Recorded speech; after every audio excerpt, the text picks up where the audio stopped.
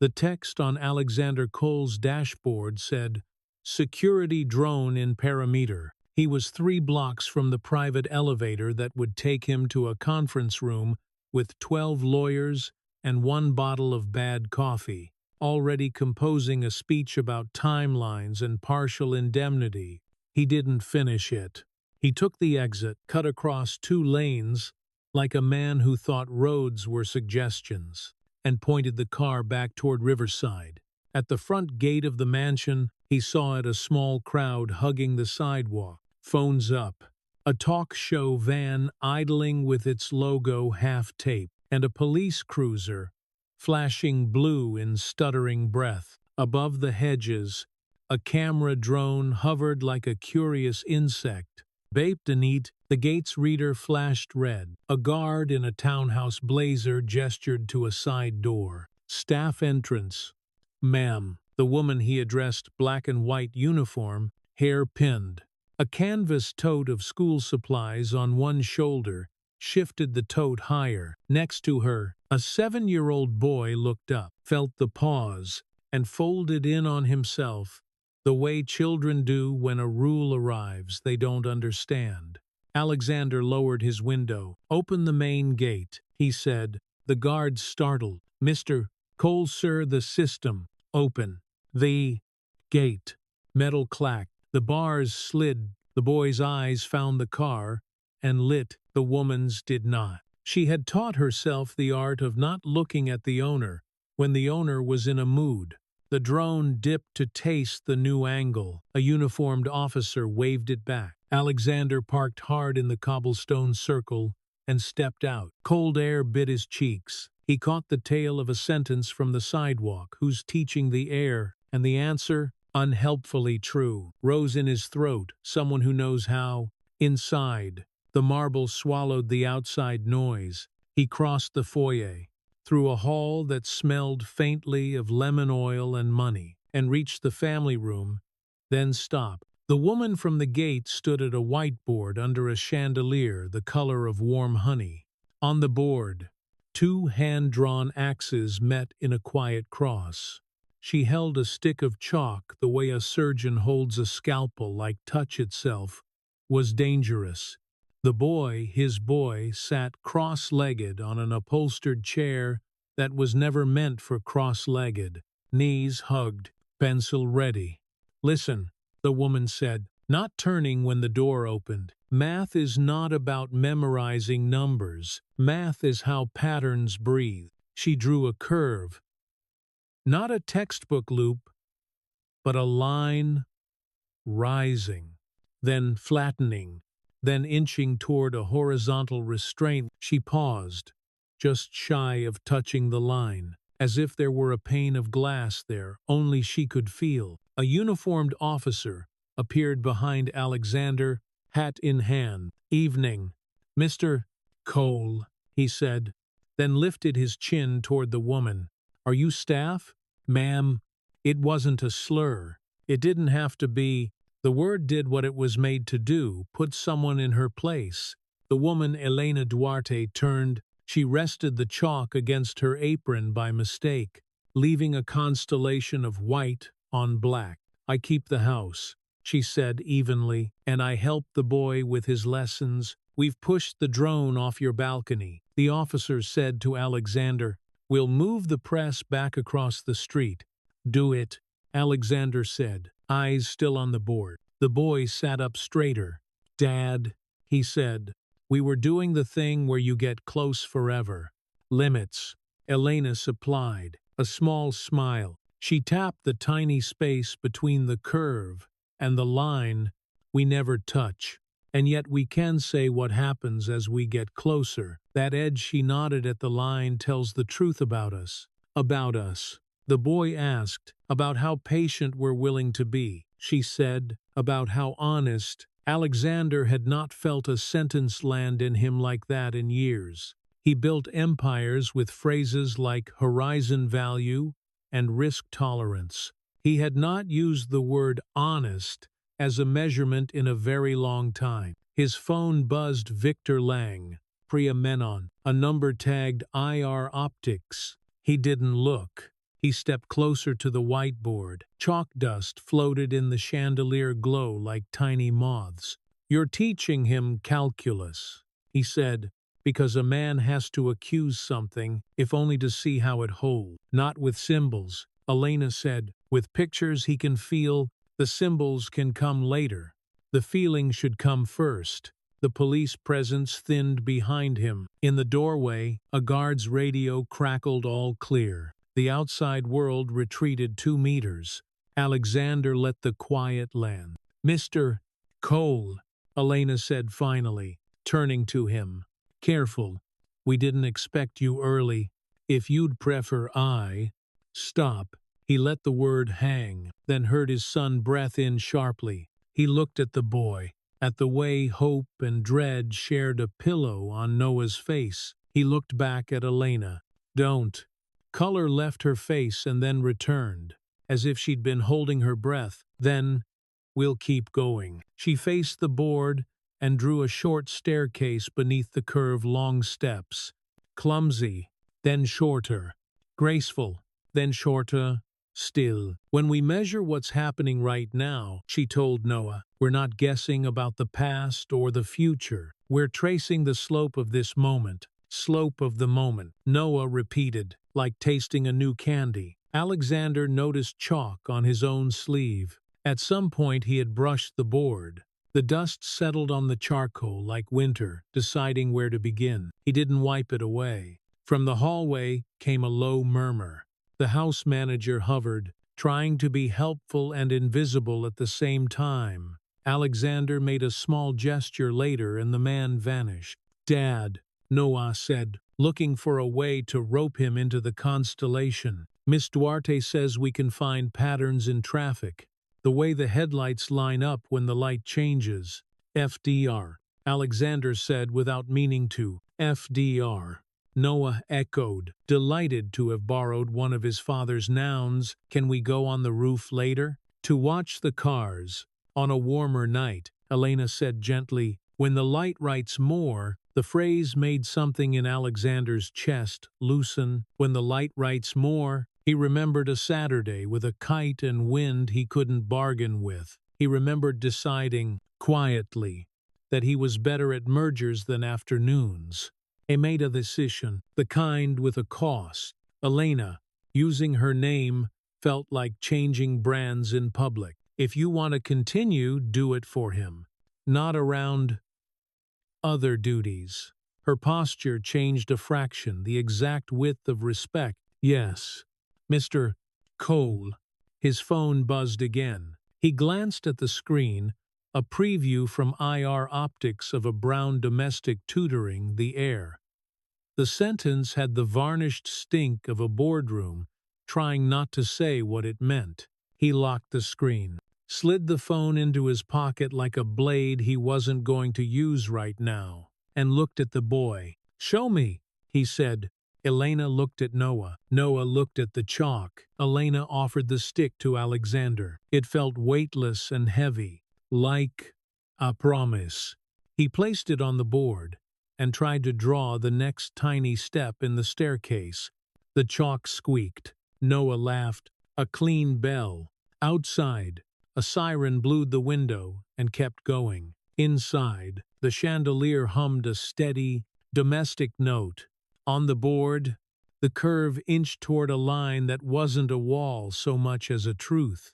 Alexander held the chalk, and for the first time in a very long time, he wasn't measuring risk in dollars. He was measuring what happens as we get close. 10 minutes later, after the lesson, after a casserole at the kitchen island, because nobody wanted the long table, after Noah's toothbrush fight with the mirror, and a book about birds folded in his hands as he slept crooked in victory, Alexander came back to the family room alone. The whiteboard still held Elena's careful letters as close as we like. In the soft light, the chalk on his cuff glowed like a small galaxy. His phone lit once more. "Victor Lang, call me." "Optics." Alexander watched the word optics fade. Then he looked at his sleeve, at the dust that refused to leave without being asked, and at the board with its almost touching line. and he knew which conversation mattered tonight. He left the chalk on the tray,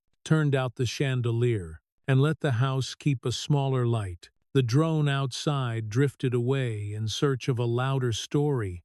Inside, a father decided to listen. Morning made the house honest. No chandeliers, no bourbon-colored glow, just a square of pale light across the kitchen island, and the hiss of milk steaming under a barista's practiced hand. Noah's sneakers knocked against a stool, making a rhythm only he understood. On the far end of the counter, Elena sliced a mango into pieces so thin they held the light like stained glass. Today, Noah said, mouth full of cereal. Roof, traffic, integrals. Today, Elena said, school first. He made the face that meant school is fine, but have you considered infinity? She slid the mango slivers onto a saucer, set it in front of him like a private treaty, and wrote 3 bullet points on an index card. Read, ask why, draw what you hear. Alexander entered with the look of a man who had slept under unkind numbers. Shirt sleeves rolled, tie in his pocket like a promise he wasn't sure he wanted to keep. Cuff, still ghosted with last night's chalk. He put his phone face down, as if that could keep the emails inside it from breeding. Car in 5, he said. Traffic's a rumor. We'll outrun it. They did not. New York was in the mood it woke to most mornings, jammed and irritated. The driver took West End, slid to Riverside, zigzagged through a construction snarl that had found religion and vowed to last forever. Alexander watched Noah in the mirror, mouthing something to himself, counting, reciting. Noah caught his father's eyes, looked embarrassed to be observed, and then leaned over the back seat. Question, Noah said, why didn't the curve touch the line if it wanted to? Who said it wanted to? Alexander said. It got close. Noah said, that's wanting. Elena, in the front passenger seat, turned half around. Sometimes getting close is the thing. Sometimes the truth lives in the almost, like when Dad's almost home, Noah said, and Alexander felt the sentence enter his chest and sit down. The school loomed. Mid-century money had given it a brick modesty that fooled no one. The front steps were flanked by planters full of hardy greenery that could survive 8-year-old boys and January. Parents launched children from SUVs with the efficiency of infantry officers. A security desk sat just inside, glassed and polished, with a scanner whose light blinked green, green, green. Elena swiped her badge. Beep red. The scanner coughed a denial and flashed a short sentence in tiny font. Household staff use service entrance. The guard a new one, face barely shaved, tie a little too tight. Didn't look up when he said, staff entrance is to your left. Ma'am.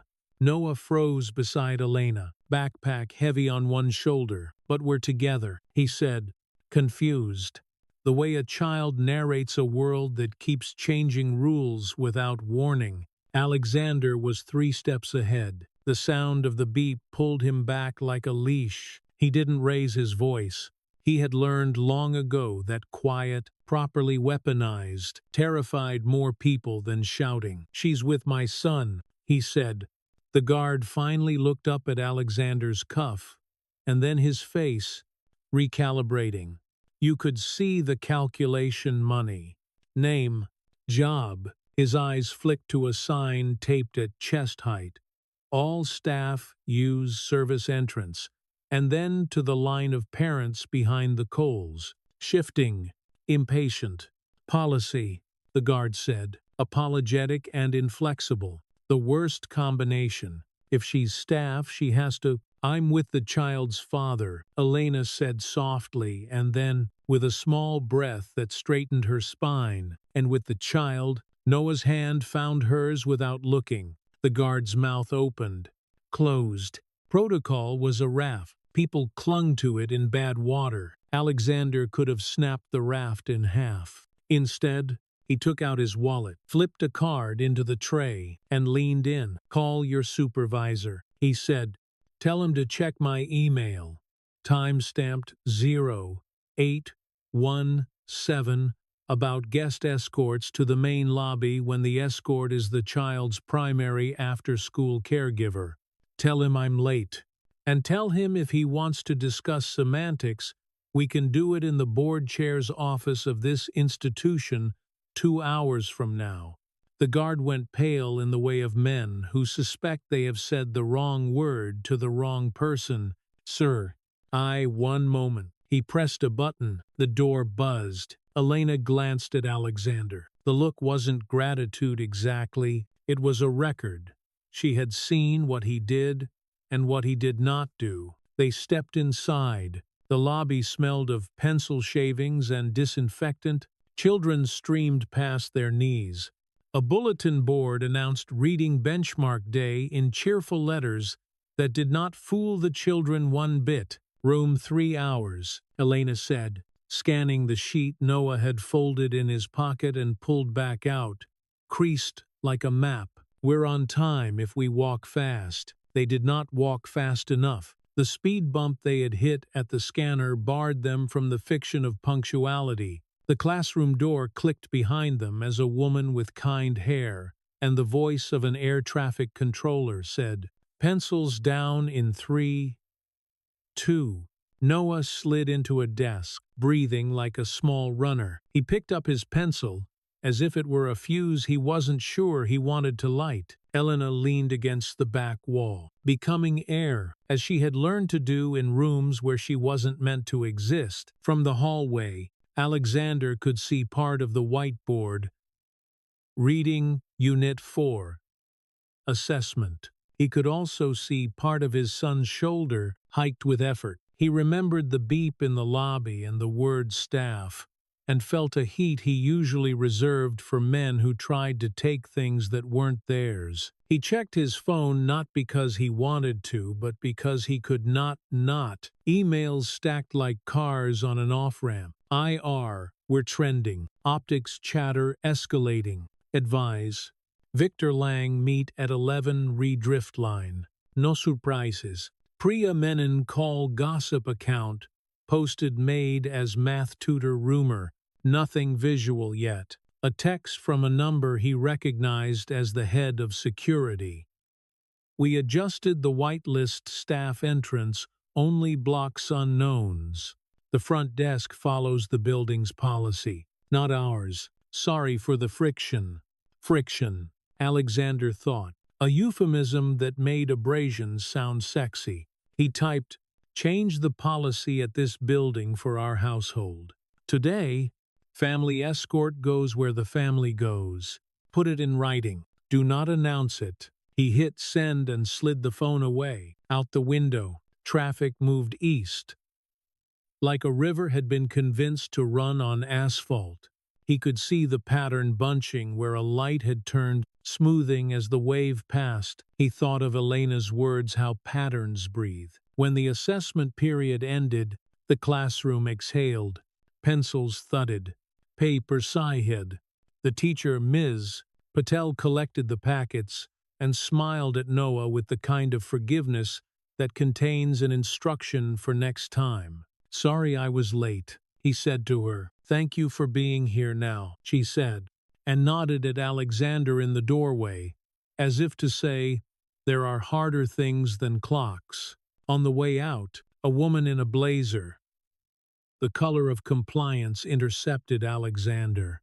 He recognized her as one of the counselors who managed admissions and parent anxieties with equal parts warmth and triage. "Mr. Cole, a word," she said. "We noticed the escort issue at the front desk. We celebrate inclusion. Of course, within standards, the phrase was so polished, you could see yourself in it if you weren't careful. Elena is my son's tutor," Alexander said. The counselor blinked. "Our records list her as household staff." "She is both."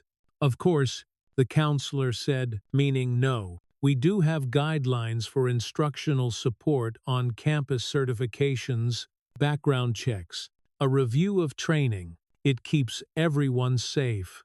If Miss Duarte is helping, we'd ask that she do so off-premises, or that you retain a qualified professional through our approved vendors. Alexander could feel Elena beside him turning into air. He kept his voice cool.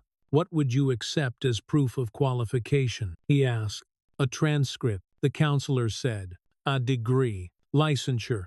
We have a list. He almost said, competence.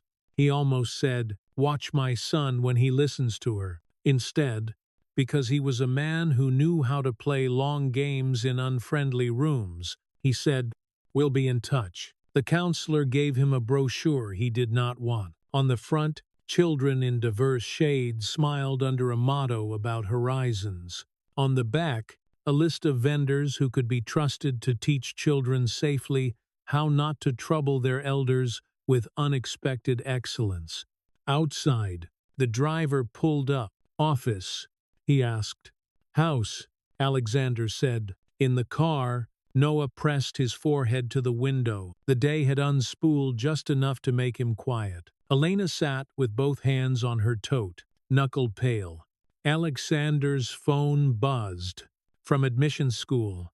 Subject late arrival reading assessment.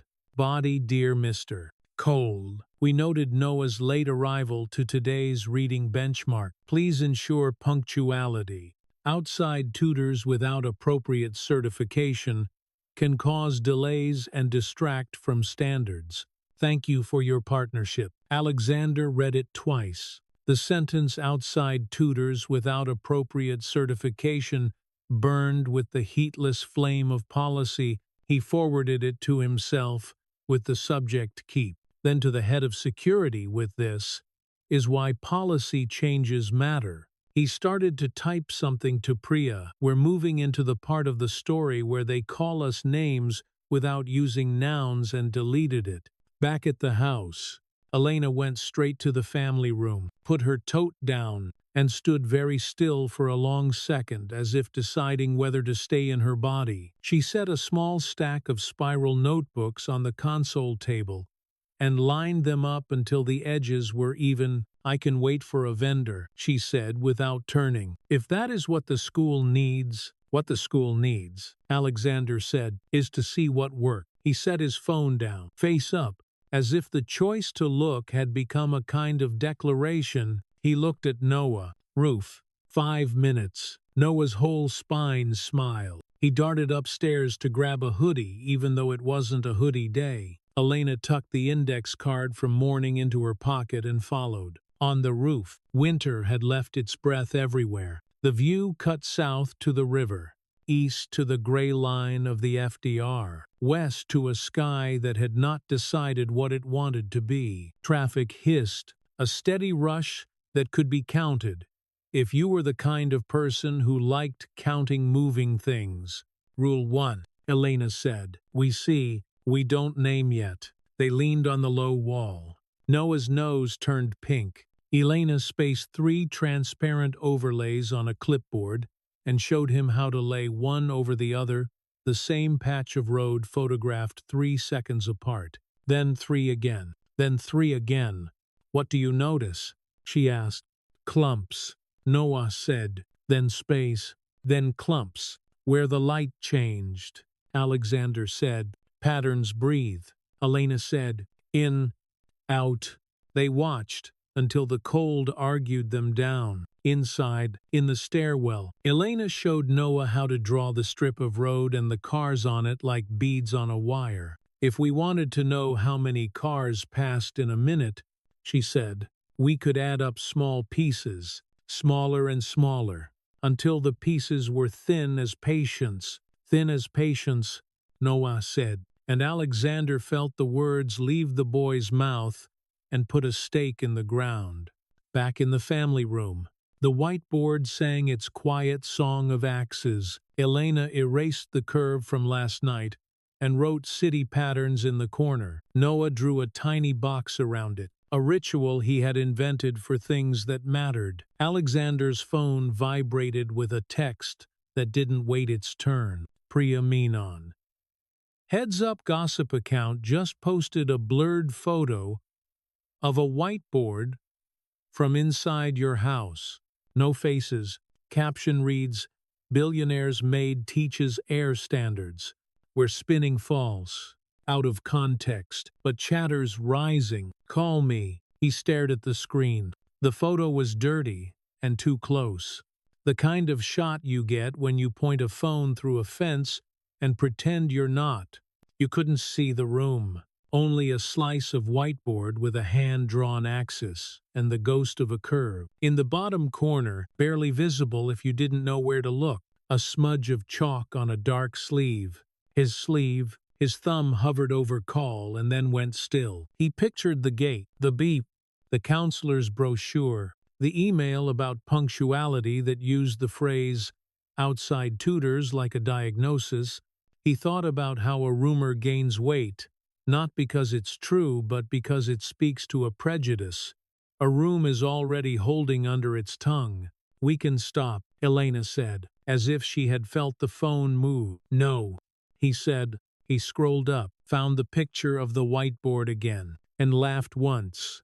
Quietly, the sound of someone noticing a small, rude miracle. Drav. Elena hesitated. Then she handed the marker to Noah. You show me. Noah swallowed. He drew a lopsided rectangle for the road, then stamped small car shapes into it. He drew 3 rectangles, stacked the overlays, then erased the cars in one, moved them a little in the next, again in the next, until the clumps had migrated down the strip. He stood back. What do we call that? Elena asked. Noah frowned. It's like time is moving the picture. Good, she said. And if we added up the cars across the minute, we'd do a bunch of little ads, he said, unconsciously making chopping motions with his hand. Like slices, Elena nodded. And if we wanted to know how fast the clump was moving right now, we'd look at the slope of the one. He paused, searching the line of now. Alexander felt himself grin, a thing that surprised his face. His phone buzzed again. Victor Lang. We need to control this narrative. Driftline hates surprises. Get your house in order. The next one. IR optics of a brown domestic tutoring. The air investors are sensitive. Advise. The words lay there, too well behaved to say what they meant. He typed back to Priya. Don't deny. Don't feed it. Prep a line we measure by results. He put the phone down. He looked at Elena and Noah and the board with its migrating clumps and the title City Patterns boxed in by a small, careful hand. 2 rules, he said. We don't hid. We don't perform. Elena held his gaze. We teach. The rest of the morning moved like a metronome set a half-step slow. Meetings rescheduled themselves around a decision nobody had announced.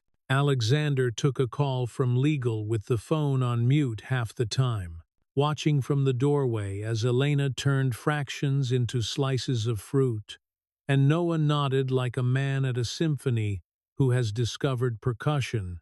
At lunch, the house manager hovered to ask if the long table should be set. No, Alexander said. Kitchen. They ate standing, the way people do when they are in a hurry and do not want to say they are afraid. After, while Elena rinsed plates, Alexander went to his office and pulled a red folder from the bottom drawer. He slid a printed email into it, the one he had forwarded to himself from admissions, the one that made punctuality a moral category and uncertified tutors a contaminant. Next to it, he placed a fresh sheet labeled Policy Household Entry, with the change he had ordered security to write before lunch. He added a sticky note, Hawthorne Observe. He closed the folder, then opened it again. He pulled a pen from the cup and wrote "Keep" on the tab in a blocky hand.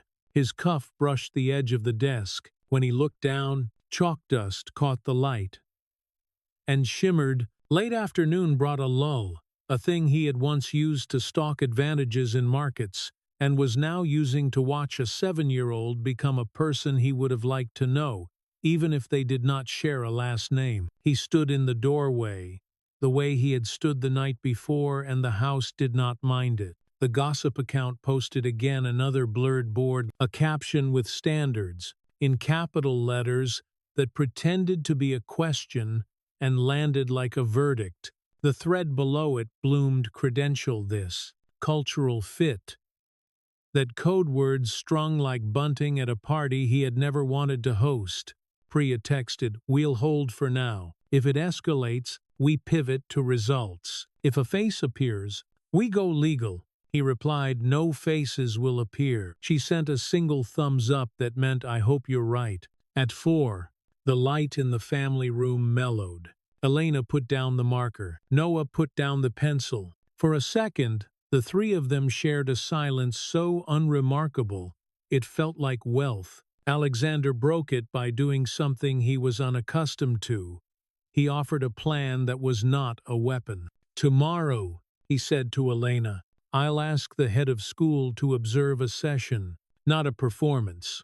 The thing you do, if policy demands proof, we will show them proof they haven't learned how to measure yet." Elena nodded once. She had the look of someone who is careful with hope because she has seen what happens when it is dropped.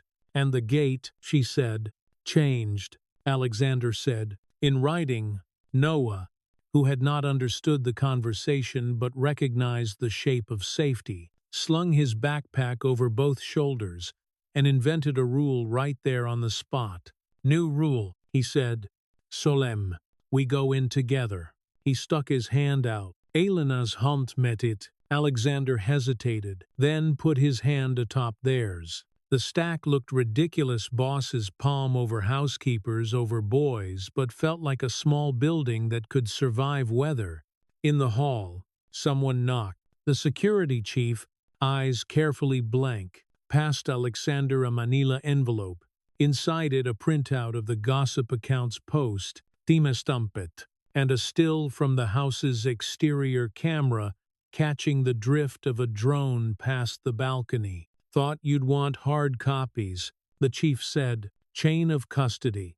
Keep," Alexander said. When they were alone again, Elena reached into her tote and drew out a folded piece of paper worn to softness at the edges. She slipped it to Alexander without drama. "What is it?" "A transcript," she said. "From before." She smiled without teeth. If the school needs to see a piece of paper while they learn to see a boy, he didn't open it. He didn't need to yet. He put it on top of the red folder and wrote USC only if necessary on a sticky note, then found himself scratching it out and writing only if it serves her, and then crossing that out and writing nothing. Evening pressed in. The gossip account found a new target and drifted. The board calendar pinged about a vote that would try to eat his life in 10 days. In the garden, a string of lights blinked on like someone had called a truce with the dark. In the family room, the whiteboard held a small city, cars as beads on a line, a title boxed in by a child's neat square. In the corner, in Elena's careful script, "As close as we like," Alexander stood in the doorway and felt the day take its last breath. He brushed his cuff against the board as he passed, and left the faintest print, Schalk on Schalk, as if the dust had decided to claim him back. The boardroom was all glass and judgment. 40 floors up, winter light pressed against the windows, as if it wanted to find out how money breathed. The city lay at attention beyond, a grid of obligations. Inside, 12 chairs faced a table that could have landed a small plane. A dozen legal pads waited like white flags. Nobody intended to wave. Alexander Cole arrived 3 minutes early and sat at the head, not because he needed to, but because certain pieces are only useful from certain squares. He set a red folder at his right-hand tab labeled Keep in his blocky pen and laid a pen across it like a bar that meant do not open unless you're sure. Chalkdust, faint as weather, still haloed his cuff. Victor Lang came in sleek as a blade. Board chair. Hair that never learned about wind. He set his phone down face up because only men who feared things placed them face down. Morning, Victor said, which in that room meant don't make me ask twice. He gestured at the wall screen. A logo appeared Driftland above a number that made CFOs forget their middle names. $9. 4B. 10-day runway. Victor said, we need no surprises. We sell stability. We sell predictability. We sell the idea that our brand never sweats. Priya Menon slipped in, hair up, tablet glowing. She nodded at Alexander, a small, private acknowledgement that meant, I'm in the blast radius, and I know it. The general counsel took a seat, 3 tabs already open in his eyes. Disclosure, fiduciary, optics, IR dialed in from a square on the screen. A disembodied voice with an MBA, chatters rising. It said, a gossip account posted a blurred whiteboard, no faces. Captions ugly but vague. Investors are pinging. Victor smiled without his eyes. Optics, he said, as if the word were a prayer that kept planes in the air. Alexander reached for the red folder. He opened it, slid out a printed email admissions, gentle scold about late arrival and outside tutors, then beneath it, an internal IR forward he had received 20 minutes ago and printed on the way upstairs. Optics of a brown domestic tutoring the heir will unsettle certain funds. Advise course correcting to an approved professional. Message standards. The letters lay on the paper with the clean, antiseptic cruelty of corporate speech. Alexander did not read it aloud. He placed the printout face up at his elbow where Victor could not miss it. Priya's eyes flicked to it, and then away, as if she'd seen a weapon set on a table in a polite restaurant. Victor kept going. We're confirming the Driftline joint presser for Tuesday. IR will shepherd investors. Comms will sand down edges. And the house he tossed the word offhand will show nothing. House, Alexander said, softly. Victor's smile widened a millimeter. I'm hearing noise about a maid at a whiteboard. I am not interested in the interior design of your private life. I'm interested in risk. That story true, false, or invented by a bored intern with a ring light, is risk. Alexander tapped the red folder with one finger. The story is that a child is learning and that we will measure by results. He turned to Priya. Is that line ready? Priya, pragmatic, even under fire, nodded. It's ready, but be advised, denial drives oxygen, deflection drives suspicion. Silence buys 12 hours. Results buy time if we can show them. Victor leaned back. Results. Lovely. From whom? The housekeeper. Name? Alexander said. Victor blinked. Excuse me. Say her name. If you're going to build a sentence around her, stand it on something real. Victor's eyes cooled. We don't name household staff at the board table. Alexander.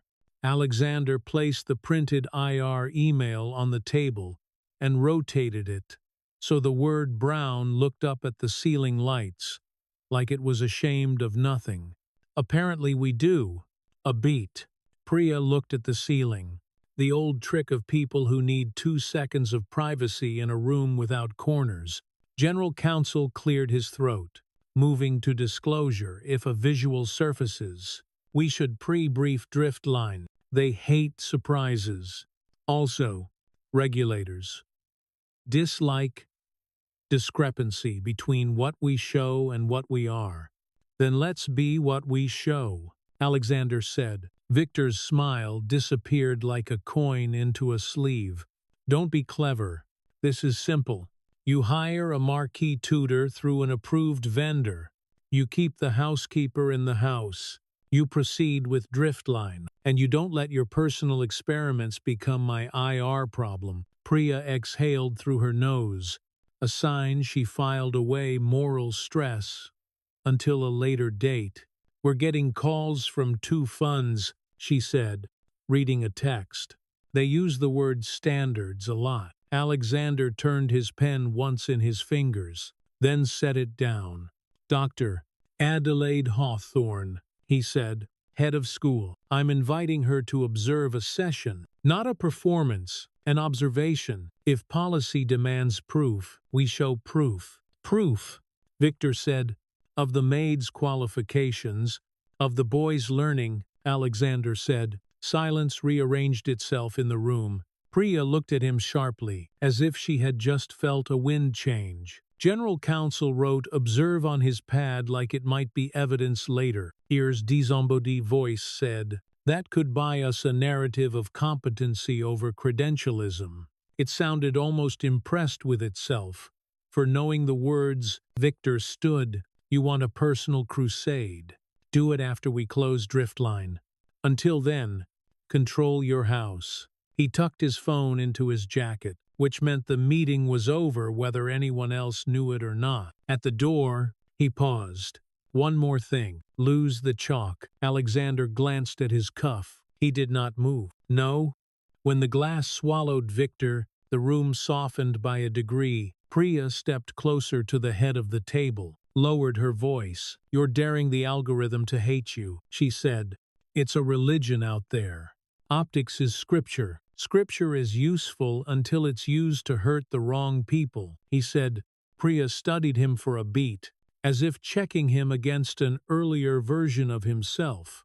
Invite Hawthorne, she said at last. We'll need a chain of custody on any observation notes. If this blows up, I want to be holding paper. He touched the red folder. I already am. Across town, in a supply store that sold learning like a lifestyle, Elena Duarte stood at a counter with a stack of graph notebooks, a pack of transparent overlays, and 3 boxes of pencils blunt enough to fail a state. Coal, she said to the clerk, sliding the account card across the glass. The clerk, early 20s, crisp shirt, eyes that checked prices before faces, ran the card. The terminal chirped. The screen flashed a phrase Elena knew would arrive. Not authorized. Sorry, the clerk said, not sounding sorry. This account is for family. I am family staff, she said, calmly. Because the people who wanted you to bleed often fed on the spectacle. The boy's tutor, a slight smile. I'll need authorization from Mr. Cole. I have it, she said, and held up a text from the house manager that read like a prescription. Ms. Duarte authorized for school supplies on Cole account today. The clerk didn't look. Policy, he said. He slid the stack back. Elena could have called the house manager. He would have come down the street like a fire truck. Instead, she lifted the tote on her shoulder and stood a little taller. Then I will pay cash, she said. Noah, she said to the boy beside her, who had been rearranging erasers into constellations. Can you count how many notebooks we chose? He looked up, startled to be invited to help. 6. She took out the envelope she kept for small disasters and counted bills onto the glass. 1, 2, 3. The clerk watched the money like it might misbehave.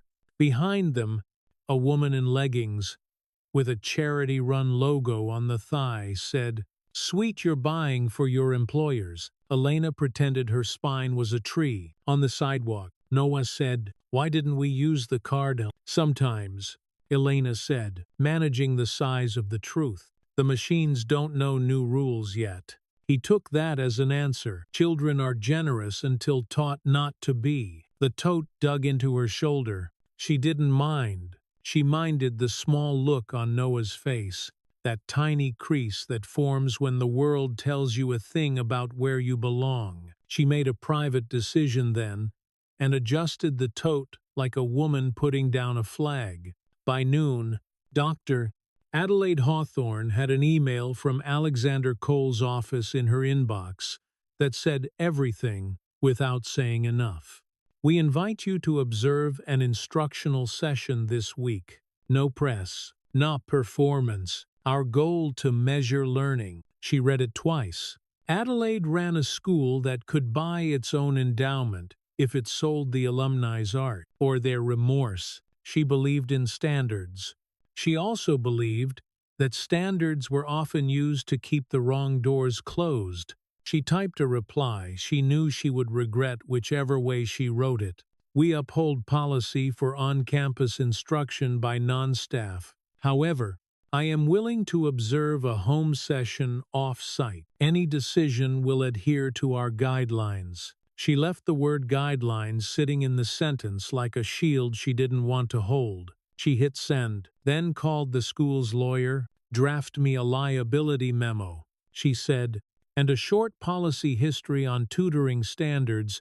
If I'm going to get yelled at, I want to know where it hurts. Back in the glass room, Alexander printed Hawthorne's reply and slid it into the red folder. He wrote, "Hawthorne observe" on a sticky note and stuck it to the front like a talisman. He felt the pleasant nausea of a man who has chosen a hill and can see the artillery on the other side. Priya hovered at the door. "One more thing," she said. "If the gossip account finds a face, we pivot to legal. Until then, we starvate." And Alex, she looked at his cuff. "You really aren't going to wipe that, are you?" He glanced at the chalk. "No." She laughed once.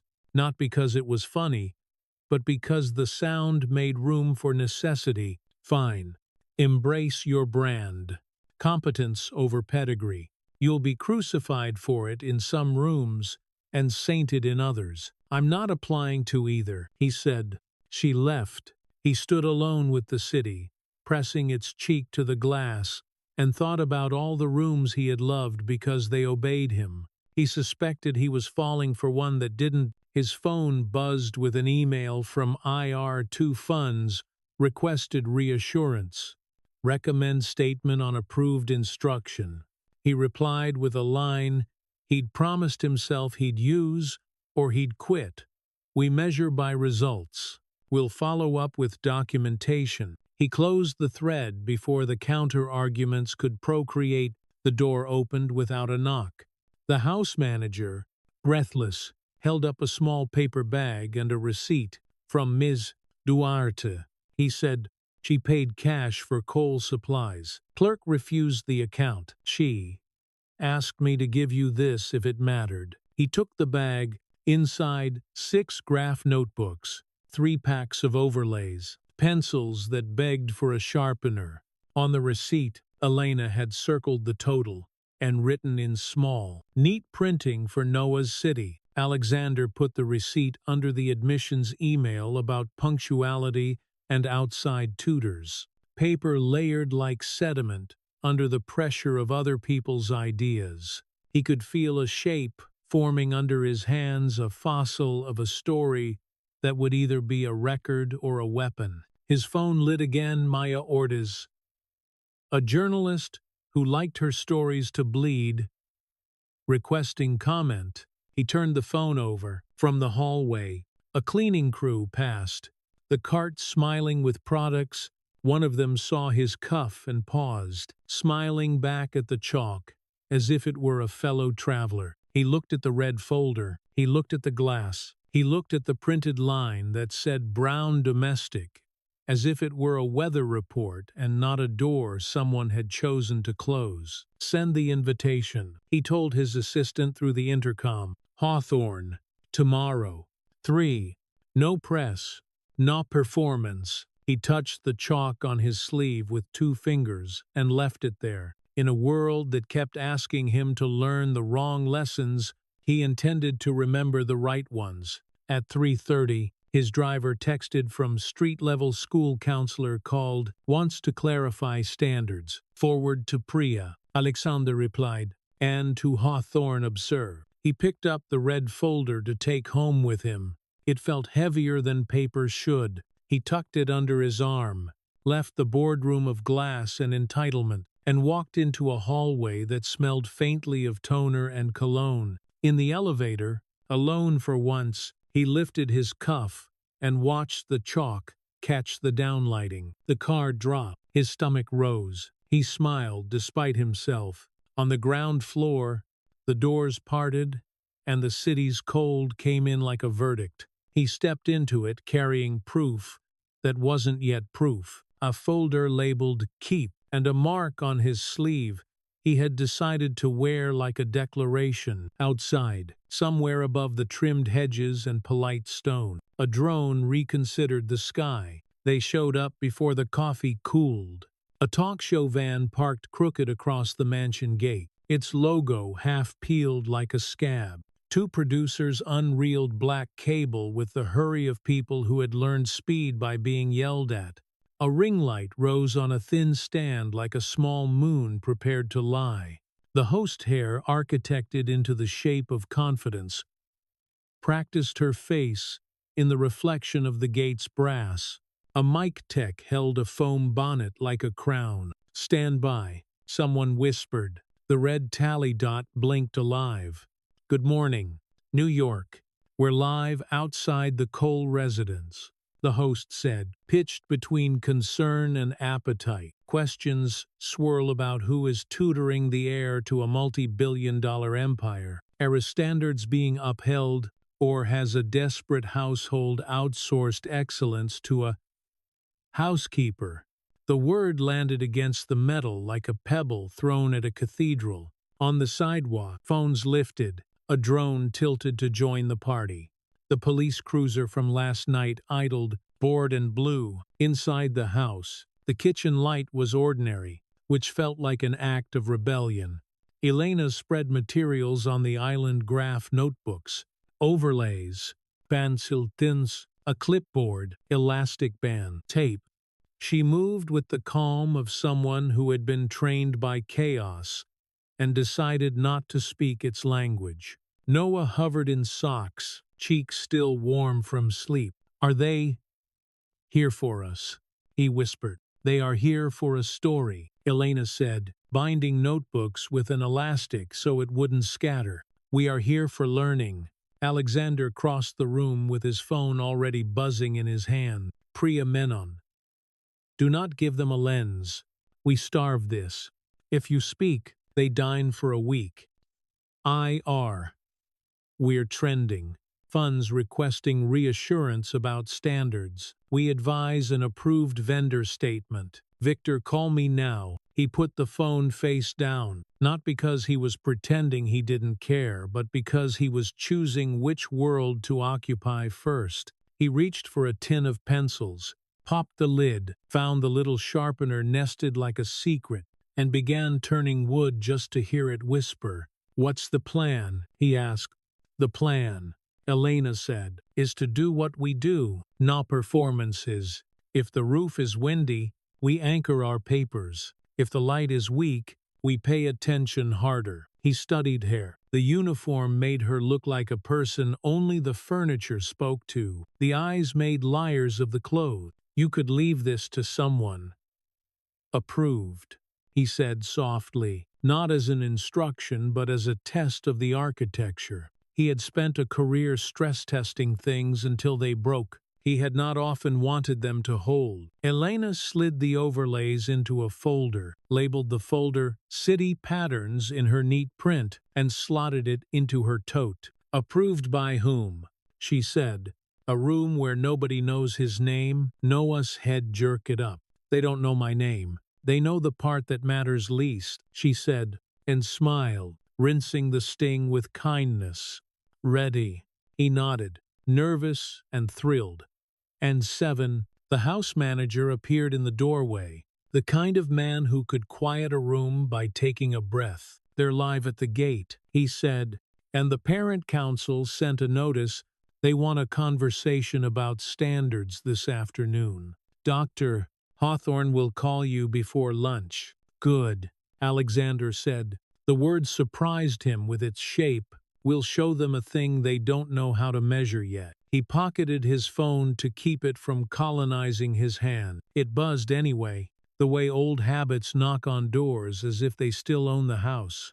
They took the service stair to the roof, an inside irony. None of them commented on the February air bit. The river wore the color of decisions. Far below, the FDR exhaled a ribbon of cars. Clumps formed, dissolved, reformed. Rule 1.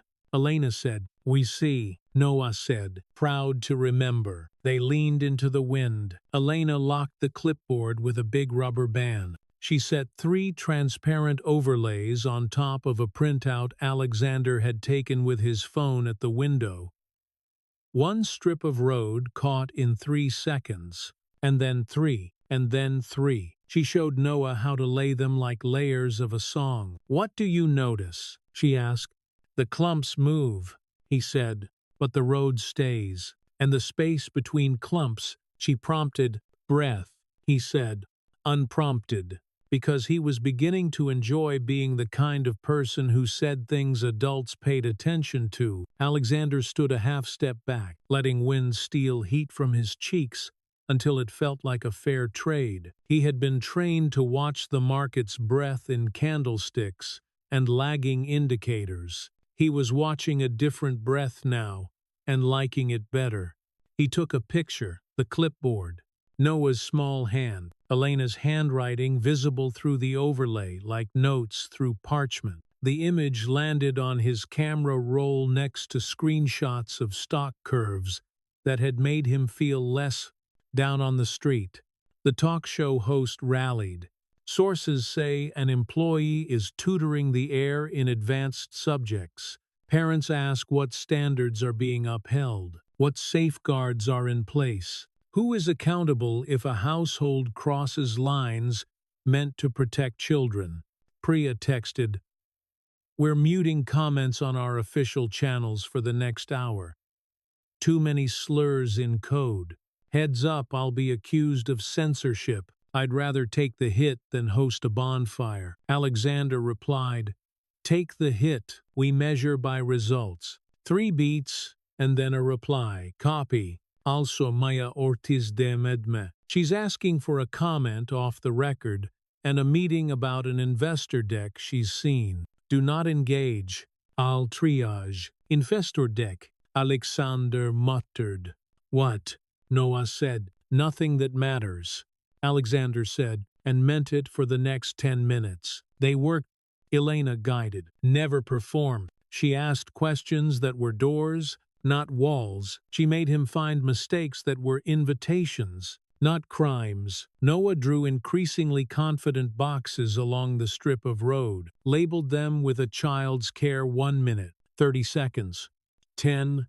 He wrote as thin as patience in the corner and boxed it, inventing a ritual because that is what humans do when they approach a truth. On the sidewalk, a question from the host ricocheted off the gate. What message does it send to allow a staffer from a different culture to instruct a child? Are we eroding standards in the name of emotion? The words were clean, and that was what made them filthy. Elena didn't flinch. You do not need to flinch at what was not said if you have been trained to hear the missing. She pointed at the overlay. "If we add up the cars across a minute, we're doing something new," she told Noah. "We're learning a better way to count. Take small pieces, then smaller, add until the shape appears. Like a, like an. Integral," he said, cautious, because he knew the word's shape from books, even if he hadn't been allowed to hold it before. She nodded at his courage. "Like an integral." Alexander's phone buzzed again. "Hawthorne. Can observe tomorrow 3 p.m. Off-site. No press. Policy memo attached." He opened the PDF long enough to see the headline, "Instructional Support Standards," and the italicized sentence about safety and certification. He closed it before the jargon could pull him down. The wind found a seam in his coat, and needled him where his armor was thin. He welcomed it.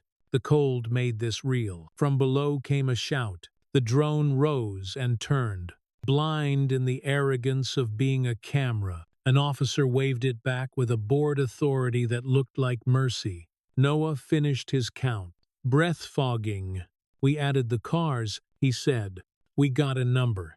And if we want to know how fast this clump is moving, Elena said, tapping a section where the cars packed like fish, what should we look at? Noah hesitated. The slope of the line of now, he ventured. He laughed at himself because the phrase sounded like a magic trick.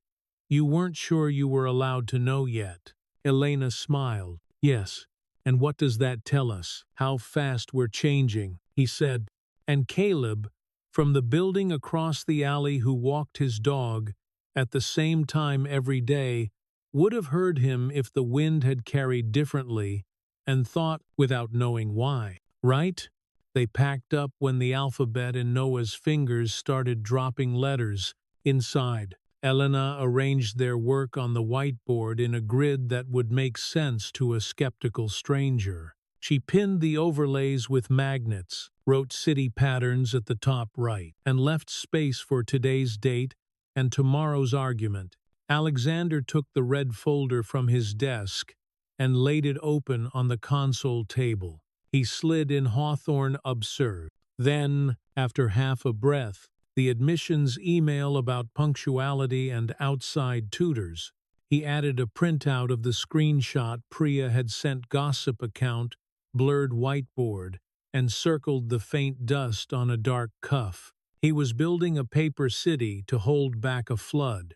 The house manager appeared with a silver tray that seemed embarrassed to be holding sandwiches. Parent council called. They'd like to drop by. 10 minutes to clarify concerns before tomorrow's observation. He kept his face neutral with professional respect. And Ms. Menon requests a statement if you're asked at the gate. What statement? Alexander said. 3 words. The manager said, dry enough to be company. We measure results. Alexander smiled despite himself. Let them in. 3 o'clock. Not a minute before. He glanced at the clock. It was 12:30. The day had become a machine with visible gears. He ate half a sandwich, fed the other half to a trash can because his stomach had decided it was a philosophy class today, and took the call from Priya. Here's the play, Priya said. You could hear typing that could cut a diamond. We mute comments. We prep one line. We measure by results, no elaboration. We set a 12-hour silence on personal channels. If it escalates, we go to Nan. No attacks. No narratives. We refuse to provide nouns. Meanwhile, IR wants a line about approved instruction. I told them to hold, and Maya, he asked, a pause that was almost a sigh. She says she's seen an investor optics deck, slides about risk of non-credential domestic exposure. If it exists, it's a problem. It exists, he said. He was looking at an email on his desk that used the word brown as if it were a risk category. Do not feed her. I'll handle it. Handle how? Priya asked. But the question didn't have a place to stand yet. The parent council arrived like a perfume, polite, expensive, aspirational. 3 women and 1 man. Smiles sharpened to draw blood without getting on their teeth. They shook hands in a row that looked inclusive if you didn't know how to count. We appreciate your time, said the leader, a woman in a blazer, the color of charity, whose name tag had been printed at great expense to look like humble cardstock. We are here as partners, not enforcers. Of course, Alexander said. He gestured at the whiteboard. Observe. Their eyes tracked the grid as if someone had hung a modern painting in a bank lobby. Charming, said the man, a lawyer whose ring finger bit his skin. But the policy is clear about certification. What does the policy measure? Elena asked from the side of the room, quiet but fixed. She had not intended to speak. She had also not intended to be invisible today. Safety, the woman said. Standards, which you define as pedigree, Elena said, almost gently, not outcomes. The lawyer tilted his head, surprised to be addressed, then irritated to have to consider a sentence not built for him. Outcomes are subjective, he said. Not to the child, she said. She handed him a laminated rubric, the kind she had made last night at the kitchen table with the heat of anger in her knuckles and the chill of precision in her mind. The columns read comprehension, transfer, persistence, precision. The rows labeled emerging, developing, proficient, transferable. She had annotated the margins with examples from Noah's work in a script that managed to be both clinical and kind. He scanned it and made the face men make when a stone does not move, where they expected soft ground. It's thorough, he said, and you could hear the itch to say amateur unscratch itself. But policy is policy. Policy is a tool, Alexander said. It's not a wall. We're inviting Dr. Hawthorne to observe tomorrow. If her standards are about learning, we'll meet them. And if they're about optics, one of the women asked, not unkindly. Her hair was perfect in the way of people who had decided which part of life would obey. Then we're having the wrong conversation, Alexander said. The council exchanged a look that meant we will escalate without appearing to. We appreciate your transparency. The leader said, we'll share your rubric with the council. Please do, Elena said, and the voice she used was the one she reserved for bridges that could hold. When they left, taking the scent of good intention with them, the house sighed a little. Alexander sat on the arm of the sofa, like a man who had chosen to fight in shoes made for dinners.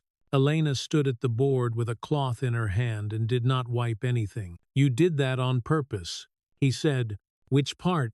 The part where you showed them work instead of apology. Apologies are cheap, she said. Work is a better currency. He laughed. Not because it was funny, but because it was expensive. He checked his phone. Victor 11 missed calls. IR funds, ask for a timeline, on approved instruction. Priya were holding the line. Commenters now attacking me for censoring. I can take it. Take it. He texted back. Do not open the door for them. He was about to ask for tea to give his mouth a job when his screen lit with a new name. Maya Ortiz. Off the record, I have slides you should see. Investor, optics, non-credential, domestic exposure risk. If they are yours, that's a story. If they're not, that's a bigger story. Meet. He stared at the words long enough to hear the ring light's faint hum through the door. It typed. No comment. Send the slides if you want them understood. He hit send. He hadn't decided whether to regret it yet. The rest of the day buckled and ran. Hawthorne called and said, I am coming tomorrow. Off the record.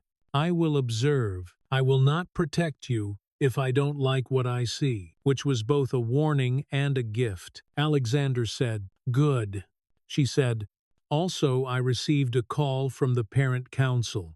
They used phrases like liability and precedent. If this goes forward, you will not be the only one to bleed. He said, we will measure by results, and realized he had begun to like the taste of the sentence, even as it cut the inside of his cheek. Priya sent him screenshots, comment threads, curdling into code word cruelty standards. Fit. Approved. Safe, the kind of vocabulary that lets a room decide what it is without saying what it fears. She typed, I can take the heat, but you should know 2 funds used the word optics in one email 5 times. He typed back, send me the email. Print it. Keep. At 5:30, the talk show van drove away to hunt easier meat. The ring light left a ghost circle on the driveway. The police cruiser yawned and went to find someone to write a ticket for. The drone grew bored and learned gravity again. Inside, the house found a kitchen that wanted pasta. Elena cooked and corrected homework. Noah set the table like a man rehearsing grace. Alexander poured water and discovered he was thirsty. The long table stayed dark like a decision. During dishes, the security chief slid a manila envelope onto the island. Chain of custody, he said. Inside printed screenshots of the gossip account post, timestamps, 2 stills of the drone skating the hedge line, a log from the gate summarizing live stream event, parent council visit, paper cooling into evidence. Alexander added the new prints to the red folder, then tucked in Elena's rubric and the Hawthorne email, and, after a private hesitation, the admissions scold again. He was building something. He felt it weight itself like chosen armor. Evening lowered its shoulders. Noah invented a game in which you could only speak in questions. Are we done? Do we ever get done? Is it bedtime if nobody says so? Elena laughed into her hands and answered with the kind of patience that makes children think time is kind. After Noah's light went out, Elena wiped the counter until the grain of the stone remembered it was rock. Alexander stood with a mug of tea in both hands, like steam could file down a day. You know they will say ugly things, he said. Not quite a question. They already have, she said, without self-pity. And tomorrow, he said, Hawthorne, she will look for work. We will show her work. He wanted to promise. He had made a career of promising numbers he could deliver. He knew better than to promise a person. His phone rang, a withheld number. He let it go to voicemail. 2 minutes later, a text. Maya, I can bring you the deck tonight, or meet me at 7 a.m. at the perch-back table. I want this right. He looked at the message like it was an animal that might either bite him or start speaking. He typed 7. Back table. 1 coffee. No recording. She typed back a single word, agreed. He set the phone down and didn't touch it again. In the family room, the whiteboard glowed softly with day residue, city patterns in the corner, as thin as patience in Noah's block, letters boxed like a jewel. The overlays held thumbprints. The magnets made small rounds of certainty. Alexander looked at Elena. Tomorrow. 3. She nodded. I have something, she said, and the hesitation was not about whether to trust him, but where to put a fragile thing. She took a breath. If she asks for papers, I have them. Use them if they serve you, he said. Not to satisfy a room that doesn't know how to look. She smiled, tired and honest. Thank you. She left him alone with the lights.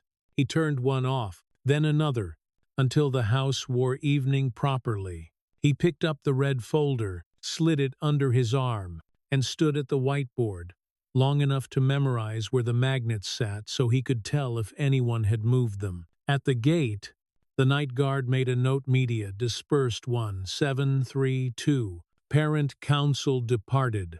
Drone observed 120. 51242. He read it aloud under his breath, because words feel like ownership when you are in charge of nothing else. In the dark, a car drove by and didn't stop. The ring light left a ring in the sky nobody else could see. Upstairs, Noah turned in his sleep, one hand open in benediction. Elena dreamed of a bridge she had once designed and was still building in every room she walked through. Alexander lay on a couch he had never much liked and loved it for being close to the board. His phone buzzed one last time, face down on the table. Unknown. We should talk about the deck. You're not the only one with a stake in standards. He didn't answer. The message could be a hand extended or a knife disguised as kindness. In the morning, he would find out. For now, the house learned a new rule when the world asked for a performance. they would show work. When the world demanded optics, they would hand it outcomes. When the world said standards, they would ask, measured how? On the whiteboard, beneath city patterns. Elena had written a small line in her careful script that only a person standing very close would see, as close as we like. He stood very close. The morning came in hard angles and harder news. At 7:00 a.m., the Perch's back table smelled like burned hope and clean spreadsheets. Maya Ortiz slid a manila folder across to Alexander without ceremony. The tab read Investor Optics, Non-Credential Domestic Exposure Risk. On the first slide, a rectangle of tasteful beige carried the words Risk, Household Staff Visibility. Bullet points marched beneath brand dilution, donor sensitivity, parent council escalation, recommended mitigation approved vendor engagement, reduced domestic presence to optics-neutral roles. Is this yours? Maya said. It's someone's, Alexander said. He kept his face still and made himself turn each page as if the deck were about freight logistics. The fifth slide wore a phrase he recognized from last night's IR email, atomized into consultant speak brown domestic variable. It was a slur wearing a lab coat. Off the record, Maya said. Everything, he said. She pointed at the footer. Version history in the metadata. Drafted by a contractor. Updated internally. It's circulating. If you deny it exists, someone will leak the PDF with fingerprints. If you admit it, you're the story. If you ignore it, she touched the paper, he becomes the story. He meant Noah in the softest way a reporter can say a child's name without using it. What do you recommend? He asked, surprising both of them. Maya smiled without pleasure. Tell the truth in a way that doesn't bleed out. Show the work. Show a gate that changed. Show a head of school who observed learning. Notare sume. And keep paper. Furious like paper. He slid the deck into his red folder. I'm keeping everything. Good, she said, rising. And Mr. Cole, if you decide to burn this down, do it with receipts by 8:17 a.m. Alexander's phone lit with a calendar block. He hadn't accepted board driftline prep at 11. The subject line said, no surprises. The body said, we need to control the narrative before the market opens. The signature said Victor Lang and carried the air of a hand on the back of your neck. He stepped into the foyer just as Elena returned from the morning drop-off, toed on her shoulder, cheeks pinched by the cold. They moved me, she said. Front desk, said policy update. Staff must use side door at all times. Policy update, he repeated, because sometimes you have to bite the word to know if it's edible. I wrote a policy update. Theirs overwrote yours, she said. At least for now. Noah, still zipping his backpack, said, we were together. We said, new rule, we'll write it louder, Alexander said. He turned to the security chief, who hovered like a man ready to unhover at a word. Send email to building management. Our household policy stands. Family escort uses front. CC legal. CC board chair of the school. Print a copy and hand deliver it to the desk. Then print a copy for my folder. A minute later, his phone pinged policy sent. He slid the print into keep and wrote building policy conflict on a sticky, evidence folded inside anger. Priya called at 8:45. 3 beats, she said. One drift line wants sunshine. They heard Maid, math, and smelled a headline. 2, we're still muting comments. I'm being called a censor by men who wouldn't survive moderating a bake sale. 3, Victor is sharpening his ultimatum. What does he want? Alexander said, though he knew what he always wants. Control dressed as stability. She lowered her voice. I saw the deck. He'll pretend it's a contractor's brainstorm. It isn't. Your call at 11 won't be a conversation. Then it will be a record, he said. Send me a transcript of anything he says that contains the word optics. End. Already on it, she said. And Alex, if you step into this, there's no version of the story where you keep all your furniture. I'm fond of chairs, he said, less fond of using them to sit on people. You did not sound like that a year ago, Priya said, almost smiling in her voice, and hung up to go do penance in the church of comment sections. At 1059, the glass room filled with faces that tried to look like granite.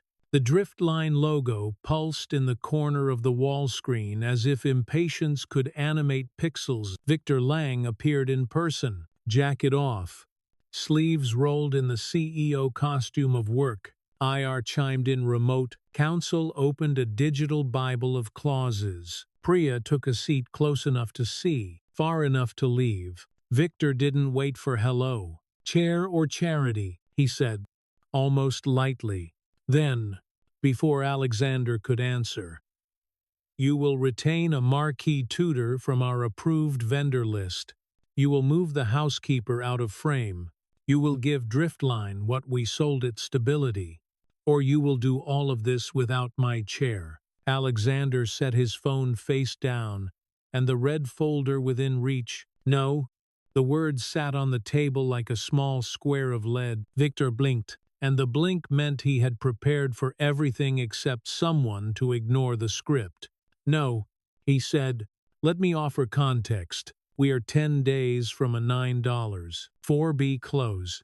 Optics are now a line item. Markets require rhythm. We do not introduce jazz. He slid a folder forward with 2 fingers. Engage an approved tutor today. Issue a statement about standards, or you can watch Driftline vote your chair vacant.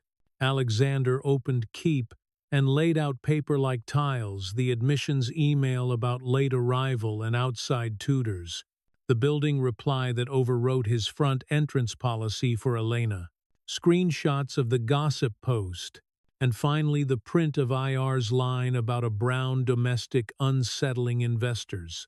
He placed them where the overhead light could raffle their sins. Context, he said, is not your friend today. Victor kept his eyes on Alexander's face, not the paper. This is not about feelings, he said. This is about fiduciary duty. Fiduciary duty is not a costume for fear, Alexander said. He turned to IR's window. We'll speak when we have results to report tomorrow. After Hawthorne's observation, Victor said, as if the word were a stray dog someone had let into a church. You invited that woman into your home? I invited proof into my file, Alexander said. Victor exhaled through teeth that had paid for a summer house. If you do not comply, we will notify Driftline of a potential material adverse change in the risk profile and claim a kill fee. Alexander said, call legal. If you'd like to read me the clause, I speak that language. General Counsel cleared his throat. We're not at MAC territory, he said carefully, but we are at disclosure risk. If a face appears, the advice stands no faces. Priya, who had assumed a posture of neutrality, perfected by women who keep disasters on their laps, glanced at Alexander's cuff. A dusting of chalk had survived the laundry like a decision. Victor pushed his chair back a fraction. Let me sharpen it for you. Chair or charity, deal or dignity. Pick a noon. Alexander thought of Noah's hand in Elena's at the gate. He thought of the beep, of within standards, of brown as a risk category, of as thin as patience boxed in a child's letters. He looked at Victor, a man he had won and lost with across a decade, and realized that some debts compound in the dark until the statement arrives, and you cannot pay without selling the wrong thing. He took a breath you could plant crops in. We measure by results, he said. We do not outsource reality to please a deck. Victor's smile dropped from his face like a coin into a storm drain. Then we're done. We are not done. Prija said quietly, surprising both men. We are documenting. Victor turned the heat of his attention. You're here to manage this. Priya, he said. Manage it. I will, she said. By refusing to lie, a beat lasted the length of a life. Then Victor stood. Pre-market opens in 8 minutes. He said, if the price twitches because your ego couldn't wait 12 days, congratulations. You bought yourself a story. He left the room as if it were an old coat he did not plan to wear again. The IR window went black. The general counsel shut his laptop. Expect a letter, he said to Alexander. It will smell like Mac and feel like pressure. Good, Alexander said. Paper is my favorite perfume. He closed the red folder. We're done here. Priya Lingel. You realize the stock will sneeze at the whisper of this, she said. Donors will pull. You are not surrounded by brave people. I don't need brave, he said. I need honest. Her mouth did something almost like a smile, and then remembered its job. I'll draft 2 sentences that taste like clean knives. And Alex, she hesitated, if he tries to take your chair, make him do it on paper. Always, he said. At 9.32, the stock flickered, missed 3% pre-market. At 9.59, a letter arrived from Driftline Counsel. We write to express concern about a potential material adverse change. Reassurances requested regarding approved instruction and adherence to standards. It was written in a tone that made murder sound like rain. At 1011, development pinged donor Greenbridge, withdraws $5M pledge, pending clarity on standards. 2 minutes later, CFO knocked with numbers that looked like newsprint after a storm. If another $2M walks, she said, we kiss the covenant. What are our options? Alexander asked. Sell an asset, she said. Too fast to be thinking of paintings and too slow to be joking. Short bridge financing. If you want to play circus, or you choose deal over dignity. Like a sensible person, he looked at the wall where a painting hung that had always felt like a debt. A landscape, the size of a door that looked like a secret. List it, he said. She blinked. Today, he said, I prefer calculated pain to surprised failure. She nodded once. I'll start the calls. He texted security courier. The printed Mac letter. Donor pull. Pre-market screenshot to my office. Chain of custody. He slid each into keep when it arrived, separated by tabs like vertebrae in a spine. At 1:30, the parent council reconvened in a room with softer chairs and sharper smiles. They'd asked for 10 minutes. They always took 25. The council lawyer led with liability, a case from 3 years ago that had nothing to do with math or household staff, or the way the poor are made to knock on doors they cleaned. He said precedent as if it were a weapon. He said, safe the way men say mine. Elena waited until he finished, and held his gaze the way bridges hold weight. She slid a copy of the rubric across. Measure him, she said, not my pedigree. We don't measure children, he said, blinkingly righteous. We do when we sort them, she said, quietly. We might as well be honest about the sorting. He opened his mouth and found nothing he wanted to put in it. A woman on the council who had been playing diplomat with her face said, the head will observe. We trust her. She looked at Elena a second longer than was customary, and added, softly, if the work is what you say, this gets easier. Work is what I have, Elena said. The meeting adjourned with handshakes that felt like ropes.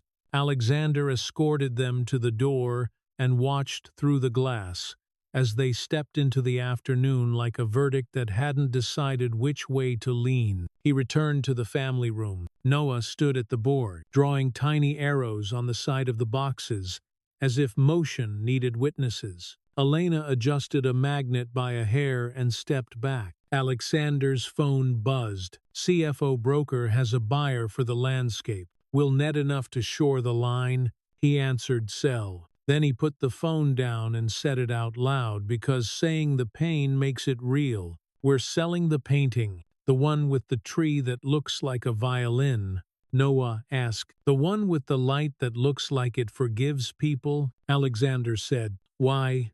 Noah said. So our house doesn't lie. Alexander said. Noah considered that and nodded in a way that made Alexander want to leave the room before he cried. At 3:07, Dr. Adelaide Hawthorne called. Tomorrow at 3, she said. I will observe. I will not broker a compromise through flattery. Her voice had the structure of a woman who'd been paid to be the adult in rooms full of money. Also, President of the Parent Council will attend as a witness, not a judge. Fine, Alexander said. One more thing. The building overrode our front gate policy this morning. I sent a letter. If you would like to know what you're evaluating, start there. She exhaled. Policy is a tool, she said. Sometimes it's a hammer. Sometimes it's a wedge. We'll see which it is tomorrow. After she hung up, Priya texted, Your 9's twon. 3% made a whisper of a headline, but Driftline's council letter made a bigger one in their house. Expect Victor to escalate. He'll make it fiduciary. Alexander sent her a photo of the Keep tab, arrayed like a spine. Let him. We will make it documentary. Afternoon slanted. The house breathed differently when the sun moved to the west windows. Noah's voice drifted from the board. If the clump moves faster here than there, the slope is steeper. Right, right, Elena said. What does that mean? We're changing faster, he said, and wrote faster in a square he drew for the word and boxed it. Alexander stared a long second at the word. Faster boxed in chalk. He had built a life where speed was the currency, and he did not know, until that moment, that it was eating him. He blinked when the doorbell sounded. Security handed him an overnight envelope with an imprint of a law firm so dignified its stationery cost a mortgage. Inside notice of concern regarding material adverse change. He added it to keep, wrote Mac letter. Driftline in the margin in his square hand, and underlined concern, until the word looked fragile. He was about to call Priya when the kitchen intercom crackled a relic they never used, unless the house needed to pretend it ran like a hotel. Mr. Cole, the house manager said, voice smaller than usual, for Ms. Duarte. A letter. International Post. Elena wiped her hands and took the envelope, returning to the family room like a person carrying porcelain that did not belong to her. The stamp said Cebu. The postmark was the color of official grief. She opened it quickly, the way people do who want to get pain over with. Her eyes moved like a storm crossing a coast. She read once, then twice. She folded the page into the envelope, as if it might change shape on the way back in. She smiled the way brave people smile when the only thing that would help is permission to fall down. My mother, she said, in the voice of a person learning to say a word in public, she is very ill. Noah went still in a way that made the room go still with him. He stepped closer. We can send math, he said, and the earnestness nearly killed the adults. Elena touched his hair. We can send love, she said. Alexander took the letter without asking. The paper wore a hospital's letterhead in a font that tried to be friendly. Urgent was the only word that refused to behave. The last line said, come in the way that means run. He looked up and found Elena already shaking her head. I will finish tomorrow, she said, and the day after, if the head asks, and then. You'll go, he said. Tonight we call the consulate. We arrange a medical letter and MOU with the hospital there. We don't ask for charity. We ask for procedure. I don't want, she began. This isn't charity, he said. This is gratitude. She breathed in the sentence like it was oxygen. She would like that, she said. Noah tugged her sleeve. I'll make a box, he said, scrambling for a ritual. For as close as we like, so you can take it. Make it, she whispered. Alexander picked up his phone, already composing a list: consulate liaison, immigration counsel, hospital procurement, a list of meds that can't be shipped without someone who can recite acronyms at counters. He said to the air, as if the house issued orders more obediently that way. We move now. In the corner, the whiteboard held the city like a patient. City patterns, as thin as patience, a child's box around faster. Alexander added one more word under it: small, careful, in his own hand. Together, the house acknowledged it, the way houses do when a new rule is made, and nobody says it out loud. Outside, somewhere not far and very far, a plane lifted off. Inside, 3 people decided what the next 24 hours would cost and how to pay it.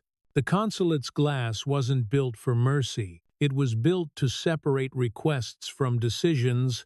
At 8:05 a.m., they stood at window 3. Alexander, in a suit that had learned humility, Elena in her uniform, under a winter coat that looked like a loan. The house manager behind them, holding a folder like he was afraid to breathe on it. A fluorescent light hummed with bureaucratic confidence.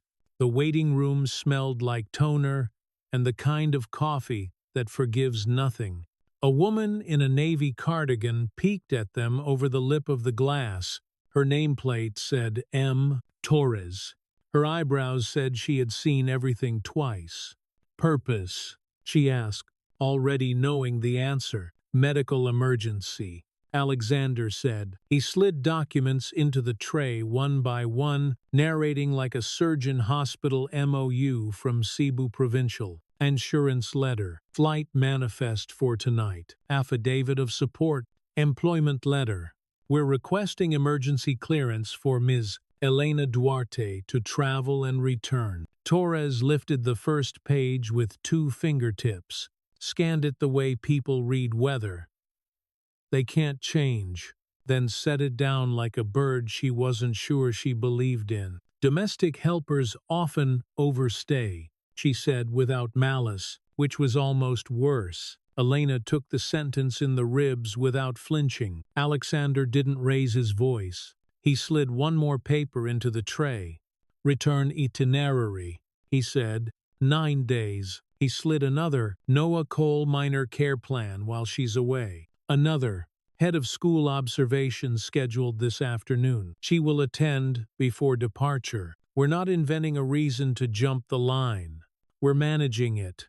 Something in managing the verb of people who pay taxes on time tilted the angle. Torres looked from the papers to Elena, then to Alexander's cuff, where chalk had survived a second wash, like an idea with tenure. Who signed the hospital MOU? Torres said, more interested now than defensive. Dr. Alonso, Alexander said, and me. We're bringing 2 doctors on our flight with a donor box for cold chain meds. This is not a story. This is procedure. Torres pressed her lips together in a line that might have been approval from a safer species. She stamped the first page, then the second, then the passport. Zoop, zoop, zoop. The sound landed in the room like rain after an argument. Window 5 for the exit card, she said, sliding everything back. Gate B at JFK. You'll make it if the FDR remembers how to behave. She met Elena's eyes. The tone softened by a degree. Safe travels. And she glanced at Alexander's paperwork stack. Bring your doctors back. We will, Alexander said. Outside on 47th. The air carried the heroics of cold. Elena stood with the passport open in her hand. The stamp, a small miracle pressed in blue. She closed it, exhaled, and tucked it into her coat like a heart transplant. I'll go after Hawthorne, she said, already planning the hours as if they were pavers.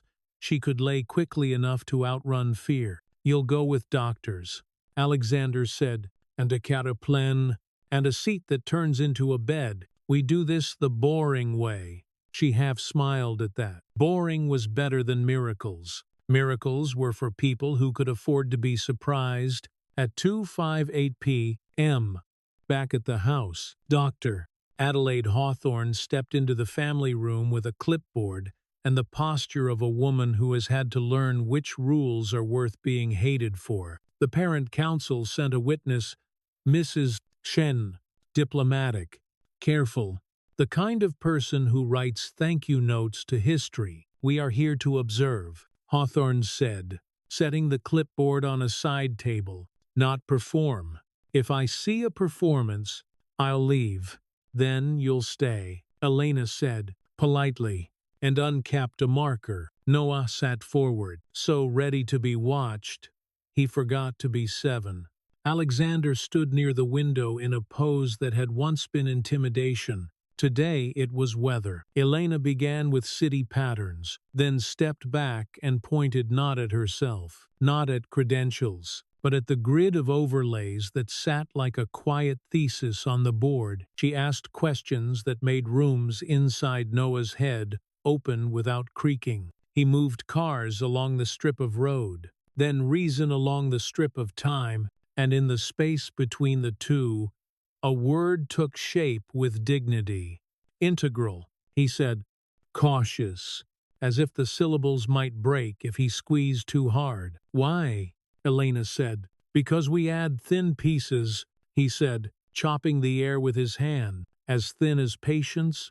Hawthorne's pencil paused on the clipboard. Mrs. Chen's face, finely practiced indifference, wobbled at the corners. "And the slope now," Elena prompted.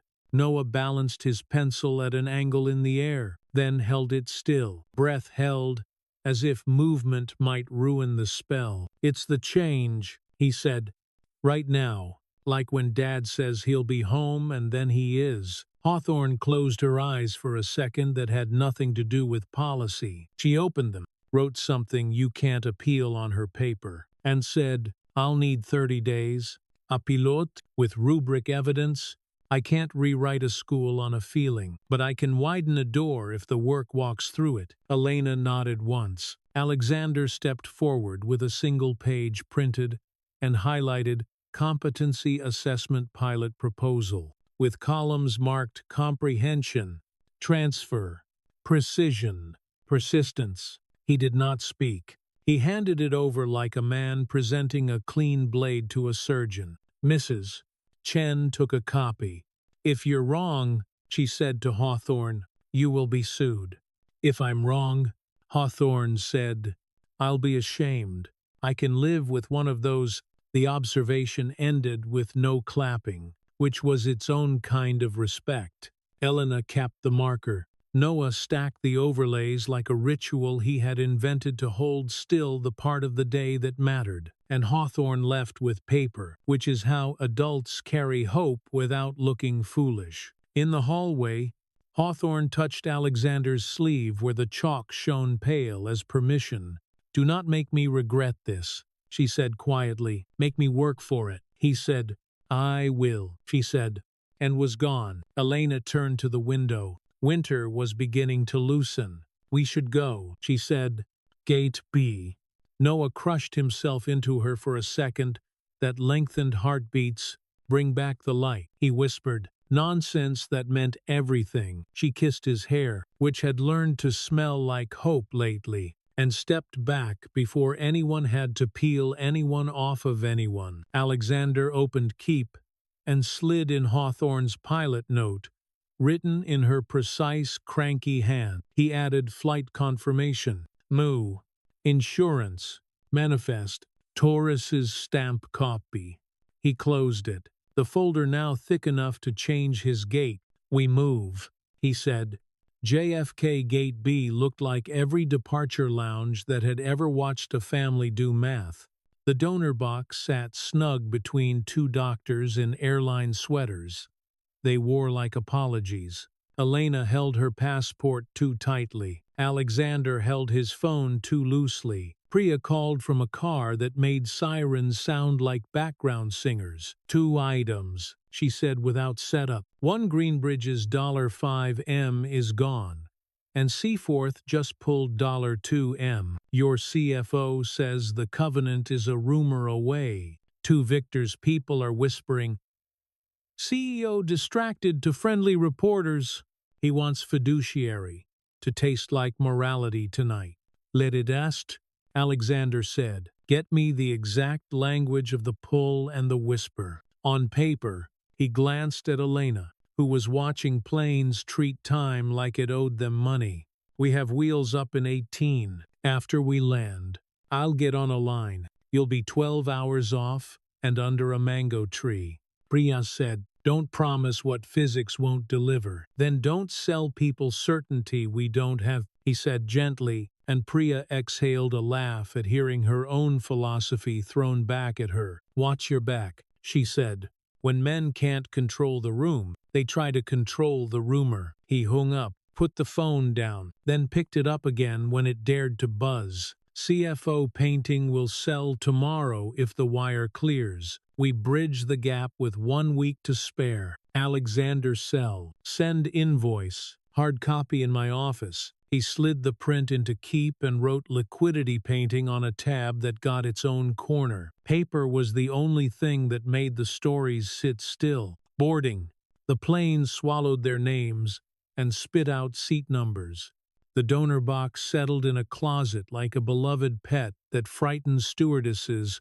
Elena looked out at a sky that didn't care and asked it to anyway. Alexander pulled the shade down to the half position of men who think light is negotiable. The wheels lifted.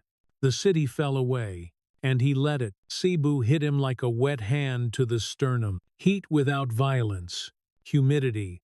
That was almost a hug, if you were in the mood for touching. Airport new. Then, outside, a chaos that made a kind of local sense. Jeepneys in glitter paint, fruit stands as altars to color, billboards promising money to people who knew better. They didn't go to a hotel. Hotels are where you wait to be rescued. They went to the hospital. The provincial lobby held a translucence of grief.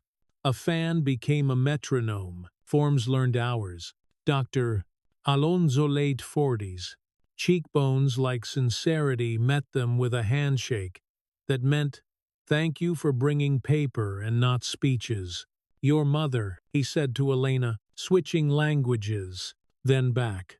We will stabilize and schedule.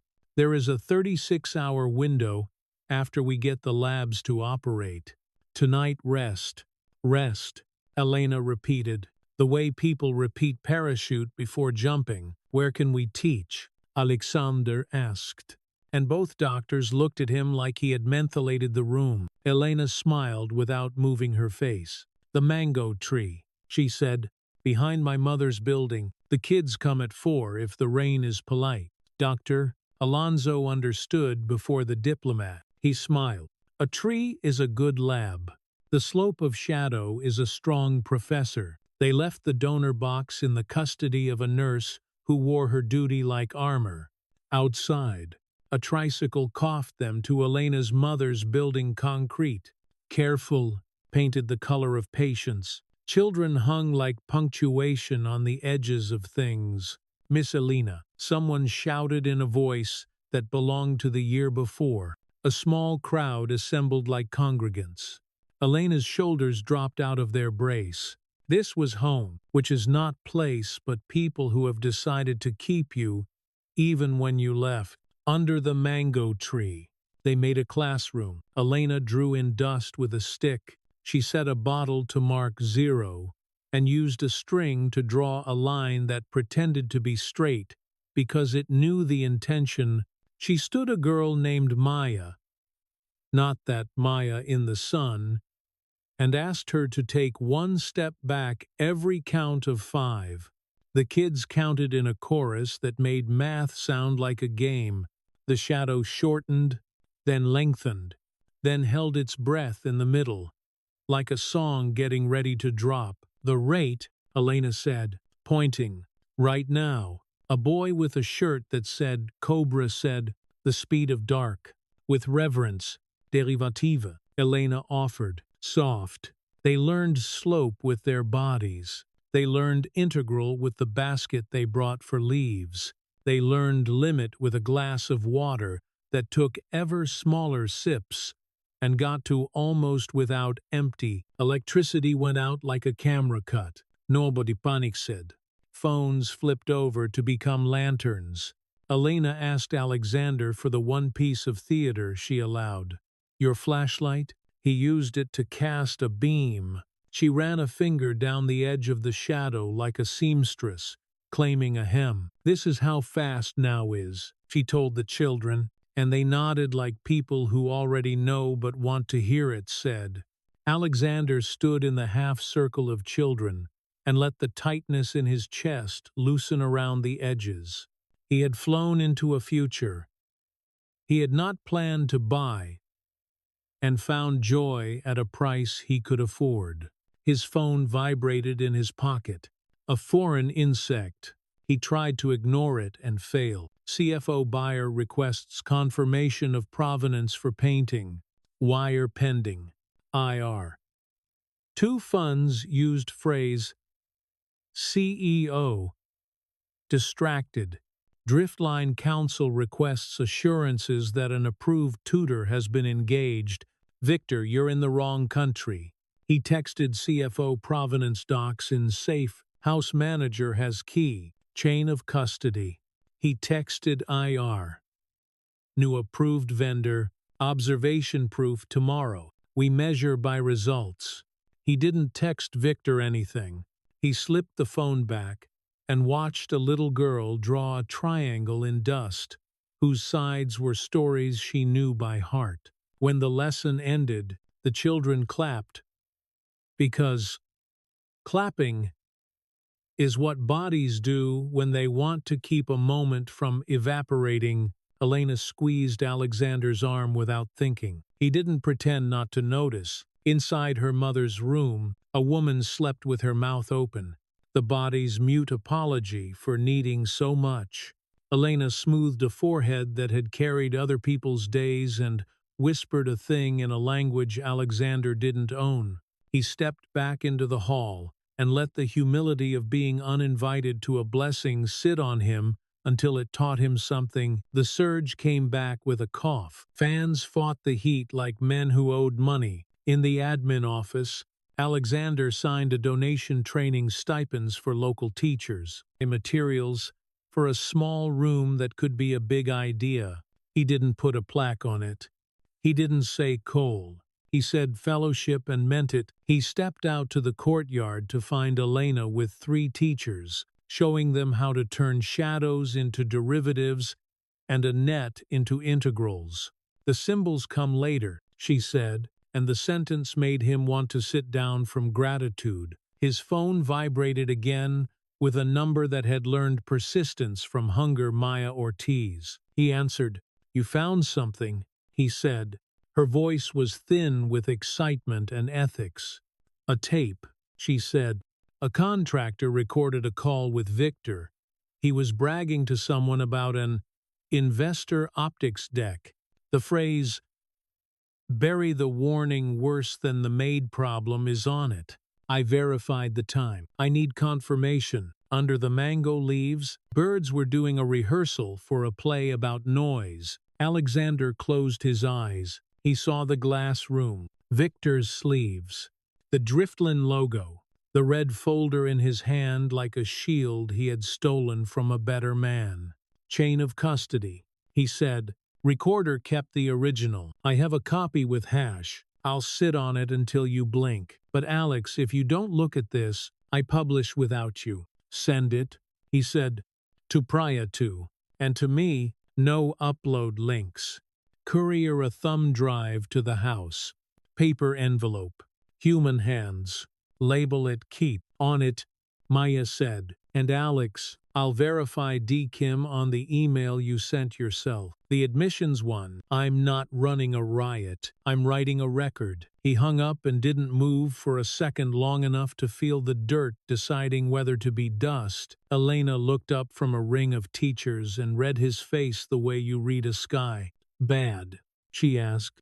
True, he said, which is its own kind of bad. She understood before he explained. We'll teach tomorrow, she said, because it was the only sentence she had for both storms. At dusk, he walked back toward the hospital. The vendors along the street lit their flat grills with small fires. Fish hissed, onions wept. A boy kicked a ball that had learned philosophy. A woman balanced the world on her head in a plastic tub. He sat on a low wall and watched the sun write proof across the edge of roofs. He took out his phone and typed to Priya Maya has a tape. Victor says, bury the warning worse than the Maid problem. Verify. Prepare chain of custody. We move when it serves work, not blood. Priya replied 4 words that felt like the right soldier in the wrong war. Copy. I'll get paper. Night came without asking permission. A brownout flirted with the neighborhood like a memory from the mango tree. A late class murmured. The sound of patience practicing. Inside her mother's room, Elena hummed a song that had learned math by listening to the sea count. Alexander stood in the doorway, unneeded and grateful, the chalk on his cuff still visible even here. As if ideas obeyed no customs checkpoint, his phone chimed once more, a sound he had begun to resent less when it behaved like a messenger instead of a master. CFO wire in. Painting sold. Covenant safe for now. IR CEO distracted rumor cooled to a tweet storm. Driftline Council requests an assurance by morning. They want approved vendor in writing. He typed, they get results instead. Pilot observation in 24. Send them nothing but the possibility of shame. He leaned his head back against the wall and let the concrete teach his bones about reality. Elena, he said, not loudly. She looked up. Tomorrow, he said. She nodded. We'll write the day. So even people who can't read it can't pretend they didn't see. He laughed softly. With what? She lifted the tote. In it, 3 overlays, a marker, a notebook, a piece of string, and a flashlight.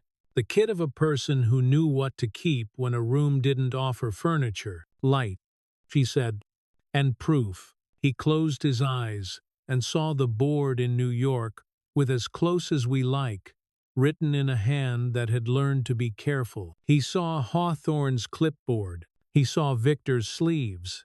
He saw Maya walking into a newsroom with a thumb drive and a spine. He saw Priya sitting at a laptop making fire with water. He opened his eyes. The mango tree held the last scrap of daylight, like a coin it intended to give to someone who deserved it. When his phone buzzed again, it was unknown. Regulators are sniffing around optics. They'll call it disclosure. Sleep light. He stared at the message until the words stopped trying to be scarier than they were. I'll sleep honest, he said to no one, and went to find a chair that would let him outside. The night taught the hospital windows how to hold light. Inside, a man counted minutes to a 36-hour window, and a woman counted breaths to a word she refused to pronounce. Between them, under a tree, children had written the day down in shadows, somewhere above the Pacific. A drone in a different country circled a different house and decided there was nothing left to see. Here, the sky didn't care about optics. It cared about stars. The next call would decide which kind of light mattered. The carpet in the boardroom had learned how to swallow footsteps. It did not know what to do with a heartbeat. At 8:59 a.m., the skyline behind the glass wore the color of litigation. Proxy cards were stacked in neat, polite towers. A parliamentarian unrolled a ribbon of rules, like a magician about to explain why magic is forbidden. A lacquered gavel sat on a leather blotter, too small for the table, just right for ceremony. Victor Lang stood at the far end, smiling the way people smile when they've rehearsed winning more than once. He wore a dark suit, designed to pretend it had always lived on his body. His cufflinks had the modesty of old power. 10 minutes, he said to no one and everyone. No surprises. The elevator chimed. Alexander Cole stepped in from the hallway, coat open, tie in his pocket like a favor. He had no intention of returning. He had flown all night, Cebu, Tokyo, JFK, and smelled faintly of air and hospitals. He carried his red folder Keep under one arm, the way a person carries a book they're ready to throw. Priya Menon slid in after him, hair back, throat set, tablet lit with notes, arranged the way soldiers arrange rations to last just long enough. Jet-lagged, Victor said, friendly like a blade. Present, Alexander said. The corporate secretary called the meeting to order. Item 1 proposal, to approve and authorize the Driftline transaction. Item 2 confirming the chair. Item 3 other business. Item 1, Victor said smoothly. We vote, we close, we go home. Alexander set his red folder down and flipped it open. Paper made the room honest Mac letter. Donor pulls. A printout of the gossip accounts post, Hawthorne's pilot note, in a schoolwoman's cranky script, building policy conflict, consulate stamp, painting sale invoice, and at the bottom, like a worm in the apple, the IR email whose sentence had learned to curdle optics of a brown domestic tutoring the air. He did not lift it like a flag. He laid it flat before him so the light could see. Before we vote, Alexander said, a record. Victor's smile thinned. We are not here to litigate your household. I am. Alexander said a soft sentence that behaved like a doorstop. Because my household is the place where your deck collapses into the truth. The general counsel cleared his throat in lawyer, the language of cautions. We should avoid discussion that invites disclosure obligations. We should avoid lying, Alexander said, and the room inhaled. Priya did not rescue anyone. She glanced at the gavel as if measuring its distance to the truth. Victor leaned forward, palms on the table. We are fiduciaries, he said. We do not permit hobbies to endanger billions. You want compassion. He tapped the blotter. Hire it off hours. You want standards. He tapped the agenda. We sell them today. Alexander breathed in the way pilots do when the runway gets short. Noah's voice lived in his ear. New rule, we go in together. Elena's mother, eyes closed, breathing a thin ledger. Elena under a mango tree tracing a slope with a flashlight. Hawthorne writing, pilot, 30 days KPI in calligraphy that could cut. I moved to delay the vote until we receive results of a pilot observation, he said. Victor actually laughed a clean, expensive sound. Motion fails for lack of seconds. A director cone, practical, afraid of being seen, avoided Alexander's eye. Reyes, who hated Victor in private and loved markets in public, studied his manicure. Tanaka sidled the pen on his pad until it sat perpendicular to the margin, his tell when he'd decided to be a coward.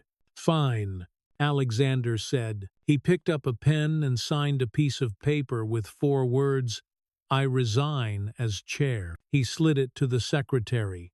Effective at adjournment. The room didn't gasp. Expensive rooms don't gasp. They adjust temperature. Then I vote no on Driftline, he said. As a director, for the record, Victor's face emptied. You engineered this deal. And I refuse to sell a company into a story I cannot read without washing my hands after. Alexander said, could we make money? Yes. Will I participate in pointing to standards while we weaponize optics against the very person who put results on my wall? No. IR blinked on from the screen. Pixel patience. Pre-market is missed too. San, it said in metronome. Funds request reassurance. We are proceeding. Proceed, Victor said. He turned to the secretary. Call the vote. On the Driftline transaction, the secretary intoned, all in favor, hands lifted in choreography. Piety for money, all opposed, a single hand. Cole, abstentions. A cough masqueraded as one.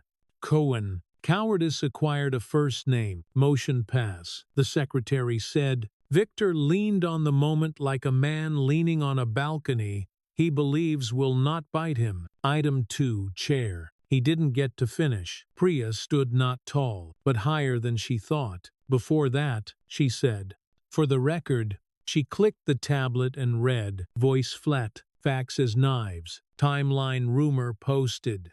IR circulated an email stating, optics of a brown domestic tutoring the heir. As a risk, parent council raised liability. Head of school observed learning and authorized a pilot. Donors pulled $7M. Covenant risk addressed through asset sale. Consulate stamped emergency travel. Victor cut in. Why are we spooning his memoir to the minutes? Priya didn't blink. Because when this is picked over by regulators, they will ask, who knew what when, and what we measured? I want the answer to be learning, not optics. Silence rearranged the furniture. Victor smiled like a reprimand. You're paid to manage this. Priya, not to moralize. I'm paid to tell the truth so the company doesn't have to buy a bigger lie later, she said. Alexander saw something small and important move in her face. Some old scholarship rejection, some panel that wanted fit and meant no. Victor turned away from her as if he could edit her out of the record. Item 2, he said again. Chair. I accept Cole's resignation. He looked down the table. Nominations. Reyes found his courage in the back of his mouth. Lang, he said, and the word came out oily. Second, I. Motion, the secretary began. Alexander reached for the gavel. He didn't hit the wood. He put the gavel down softly. A man returning a borrowed thing, and spoke into the quiet, made by money holding its breath. You can have the chair, he said, but not my vote, and not my name on your story, and not this. He slid the IR email forward into the pool of light. The words brown domestic glowed like an indictment. Victor didn't touch it. Irrelevant, he said. An email is not policy. It's culture, Alexander said, and culture kills people, or it makes them live. He stood. For a second, the table clicked, as a dozen men's shoes remembered friction. He collected keep, tucked it under his arm, and looked at the gavel one last time. Adjourned, Victor said with a click of his tongue. He didn't dare strike the wood in that room with the wrong sound. Outside the glass, a winter sun dragged itself north. IR pings erupted on everyone's phones like insects hatching. The stock chart saw the word vote and did what stocks do when feelings are parsed as facts. It shivered. The lobby ate Alexander with efficiency. Reporters had built a camp out of questions and battery pack. A stringer for a financial blog leaned too close. Did you just tank a $9 B deal to protect a maid? He said brightly, grateful to a sentence that could cut 3 ways at once. Alexander did not perform. We measure by results, he said, and kept walking. The chair too. Someone shouted, did you just lose it? I returned it, he said. At the curb, Priya caught up. The cold painted her cheeks in truth. They'll say you blew up a deal because you're distracted, she said. I'm distracted by reality, he said. If they want to run a culture war, they can run it without my fingerprints. She hesitated. You are going to lose friend, she said. I lost the ones that mattered years ago, he said. I just didn't notice. She huffed a short, humorless laugh. That's a good line. Don't use it. It makes you sound like a man telling the story to make himself look good. Then I'll keep it to feel bad, he said. They reached the car. The driver opened the door. Victor's assistant stood by the revolving door, pretending to text and actually recording. Alexander lifted his sleeve a fraction so the chalk on his cuff caught the winter light. Cameras ate the dust. Somewhere, a caption already wrote itself. And the wrong people clapped. Priya put a hand on the door and did not let him duck in yet. One more thing, she said. Regulators reached out to me, not formal, but noses in the air. They smell selective disclosure. If Maya drops a tape, this becomes documentary. Are you prepared for self-defense without theater? I have keep, he said, and a pilot, and a child who can tell you why the slope of now matters. She nodded. Then go see him. He's the only investor who'll remember this in 20 years. He got in the car. The door thumped shut on a day that had decided to make a point. At home, the house felt both too fat and too fragile. Noah ran to him and stopped an inch short, learning the choreography of consent in real time. Alexander opened his arms. The boy fell in. How was the meeting? Noah asked into his jacket. Like math, Alexander said. Lots of lying. Some of them lied. Noah leaned back. Did you win? I kept what mattered, he said, and Noah, who had begun to understand currency, nodded. On the console, the red folder looked heavier than paper ought to be. He laid it down carefully, as if gravity were watching. He moved through the house like someone who had returned from a life and wasn't sure which chair belonged to him. In the family room, city patterns still crowned the whiteboard. Magnets held the overlays with the stubbornness of good ideas. In the corner, as thin as patience glowed like a dare, the house manager brought in an envelope with receipts that rattled. Painting sold, he said quietly. Invoice in your office. Wire hit. Alexander nodded. CFO texted Covenant safe. Ear texted funds still itch. We're washing them with stability. Victor sent nothing, which was loud. The doorbell rang. Parent council did not appear. Mrs. Chen did. Alone. Without the smell of committee. She held a piece of paper. Hawthorne's pilot memo. Countersigned by legal. 30 days. She said. KPIs. Observation logs. No performance. She swallowed. And Mr. Cole. There will be other parents who will try to make your house smaller than it is. Don't let us. He took the paper. Help me measure by results, he said. Stand here when the room tries to move. She nodded, left, and took the cool air with her. He went upstairs to change, pulled a fresh shirt. In the closet, he hung the jacket with the chalked sleeves separate from the others alone on a wooden hanger, like a small heresy. He didn't know if he was preserving evidence or building a shrine. Back downstairs, he found Noah at the board, erasing nothing, adding arrows. What does this mean? Noah asked, pointing to a slope he had made steeper than last night's. It means we're changing faster, Alexander said. Is that good? Noah said. It depends if we're climbing out of something or falling off it. Alexander said. Are we climbing? Noah said. We are, he said. Noah boxed climbing and underlined it twice. He stepped back and considered his work with the seriousness artists reserve for compositions and surgeons for scars. The afternoon wore a new face. A journalist with a long lens pretended to be a tree. Security adjusted the blinds. The kitchen made soup because soup has a way of declaring victory over weather. Priya texted. Meeting minutes cleaned. Your resignation noted. Your no vote recorded. Victor took the chair. He also booked a private interview on background with a friendly, he'll try to cast you as reckless. Alexander replied, paper beats background. Let him talk. Adot blinked. Maya's tape is in motion. She's being careful. She asked me to confirm DKIM on an email.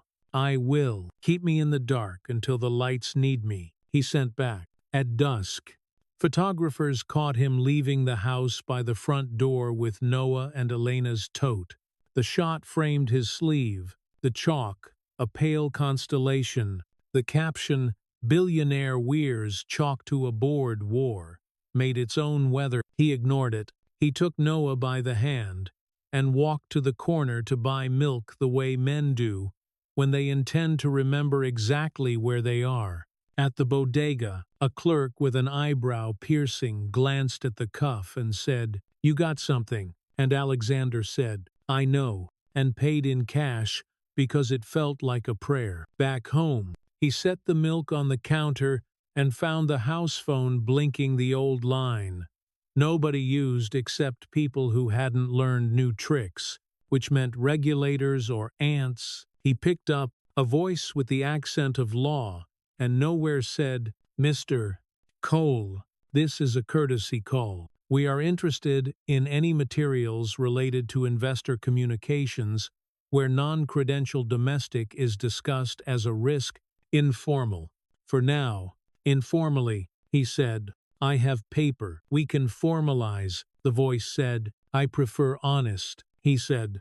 A pause that smiled. "So do we." He hung up. He looked at Keep. He added a fresh sheet on top and wrote, "Regulators informal." He dated it. He underlined the date because he liked how the world looks when it agrees to be linear. Dinner was soup and bread, and a bowl of mango slices cut paper thin. Elena had left a note back in 2 days. "Keep the board steady. Tell the boy Light always writes more in the morning." He read it aloud. Noah smiled into his spoon. Later, after dishes and a fight with toothpaste the mirror lost, Alexander found himself alone in the family room with the whiteboard humming its usual small light. He took the chalk and wrote together under as thin as patience because he had promised himself he would not pretend to be an island. The door to the study clicked. Priya stepped in, unannounced, which told him how much she'd had to argue with herself to be there. "Paper," she said, handing him a manila envelope. "Approval logs for the IR deck. Internal timestamps. Hair eyes didn't blink. If I cross this line, I'm done." "You crossed it because of the work, not me," he said. "I crossed it because when I was 19, a panel told me fit to my face." She said, "I want the next girl to get results instead." "Thank you," he said, and did not reach for a gesture that would cheapen a thing paid in wages she might need later. She nodded once like a soldier returning a borrowed bullet and left. He slid her envelope into Keep and labeled it Approval Log DKIM. The folder had become a spine on the table. He thought of Victor, all glass and teeth and certainty, of a tape that said bury the warning worse than the Maid problem, of Hawthorne's signature, of a consulate stamp that sounded like a gavel when it hit paper. He thought of a gavel he had not struck. He turned off the chandelier and left the lamp at the board. The chalk on his cuff refused to wash out of the day. He left the jacket on the back of a chair like a flag. Nobody had agreed to salute yet. Upstairs, Noah slept the sleep of boys who have earned it. In Cebu, a monitor blinked a green rhythm next to a bed where a mother dreamed a story in which her child was not prevented from teaching because the world was afraid of names. In the street, a drone reconsidered the night and found nothing worth the battery. In his study, Alexander opened Keep one more time, added a note in his square hand. Chair returned. Vote no cause. Results over optics, and closed it without ceremony. He placed the folder where the morning would find it. He turned off the light. The boardroom's carpet, 40 floors away, remembered the weight of a gavel that had not fallen. The city inhaled a winter breath. Somewhere, someone wrote a caption that would miss the point on purpose. Somewhere else, a kid boxed a word on a whiteboard and made it true. The night refused to clap. The day had not ended with applause. It had ended the way days end when they matter with paper, and a decision that would not go back to sleep. He chased the same sunrise twice. By dusk he had resigned the chair, voted no, and watched the city put his name in a headline it did not deserve. By midnight he was in a car to JFK, with a jacket that still carried chalk like a bruise. By dawn he was skimming the edge of Asia, the cabin dim and blue, the world turning under him like a patient. A flight attendant offered coffee. He took water. He slept in the way men sleep when their bodies know more than their minds. Cebu received him in wet light and motorbike exhaust, and a heat that moved like a rumor. He walked out of arrivals with a backpack instead of a briefcase, and the red folder, "Keep," under his arm, its corners softened by handling. Customs waved him through with the decency reserved for paperwork that has learned how to behave. "Mr. Cole," the driver said, holding a hand-scrawled sign the way a man holds a promise. "Hospital first." "Hospital," Alexander said. Then Elena. He knew the road now, the billboard that sold luck, the sari store with a tarpaulin Jesus, the alley where a dog slept through its own bark. The provincial hospital rose out of the day like a fact. Inside, the air tasted of antiseptic and boiled rice, grief and fluorescent hum. "Doctor." Alonso found him by the nurse's station. "She's stable," he said. "Soft, already walking." Labs returned. "We operate tonight, if the power holds." He glanced at the donor box in a glass front fridge. "The meds sleeping under their own weather. Your doctors are saints," he added, meaning they followed procedure. "And Elena?" Alexander asked. "She teaches," Alonso said, and smiled, "as if she can pay the bill with derivatives." Outside, the afternoon arranged itself into a class. Under the mango tree, 20 people stood in a semicircle, 10 children, whose attention leaked in beautiful ways, and 10 teachers in sensible shoes, who had come on their only free day because there was talk. The coal man had brought paper and would leave it, without a speech. Elena wore a cotton dress under her uniform apron, as if she could be both at once. She had a stick, a coil of string, a flashlight, 3 overlays, a marker, and a notebook bulging with the life. "You give a notebook when you won't let it die. Rule 1, she said, smiling at the children. We don't name yet." The teachers watched her watch the children. The trick wasn't magic. It was noticing who already knew, and who pretended not to, who looked down when he was right, and up when she was wrong, who counted with their mouths closed, because numbers were private for them. Elena's first act wasn't instruction, it was respect. She tied the string between 2 fence posts and called it axis. She set a plastic bottle on the ground and called it 0. She asked a boy named Cobra to stand with his heels at 0 and step back on the count of 5.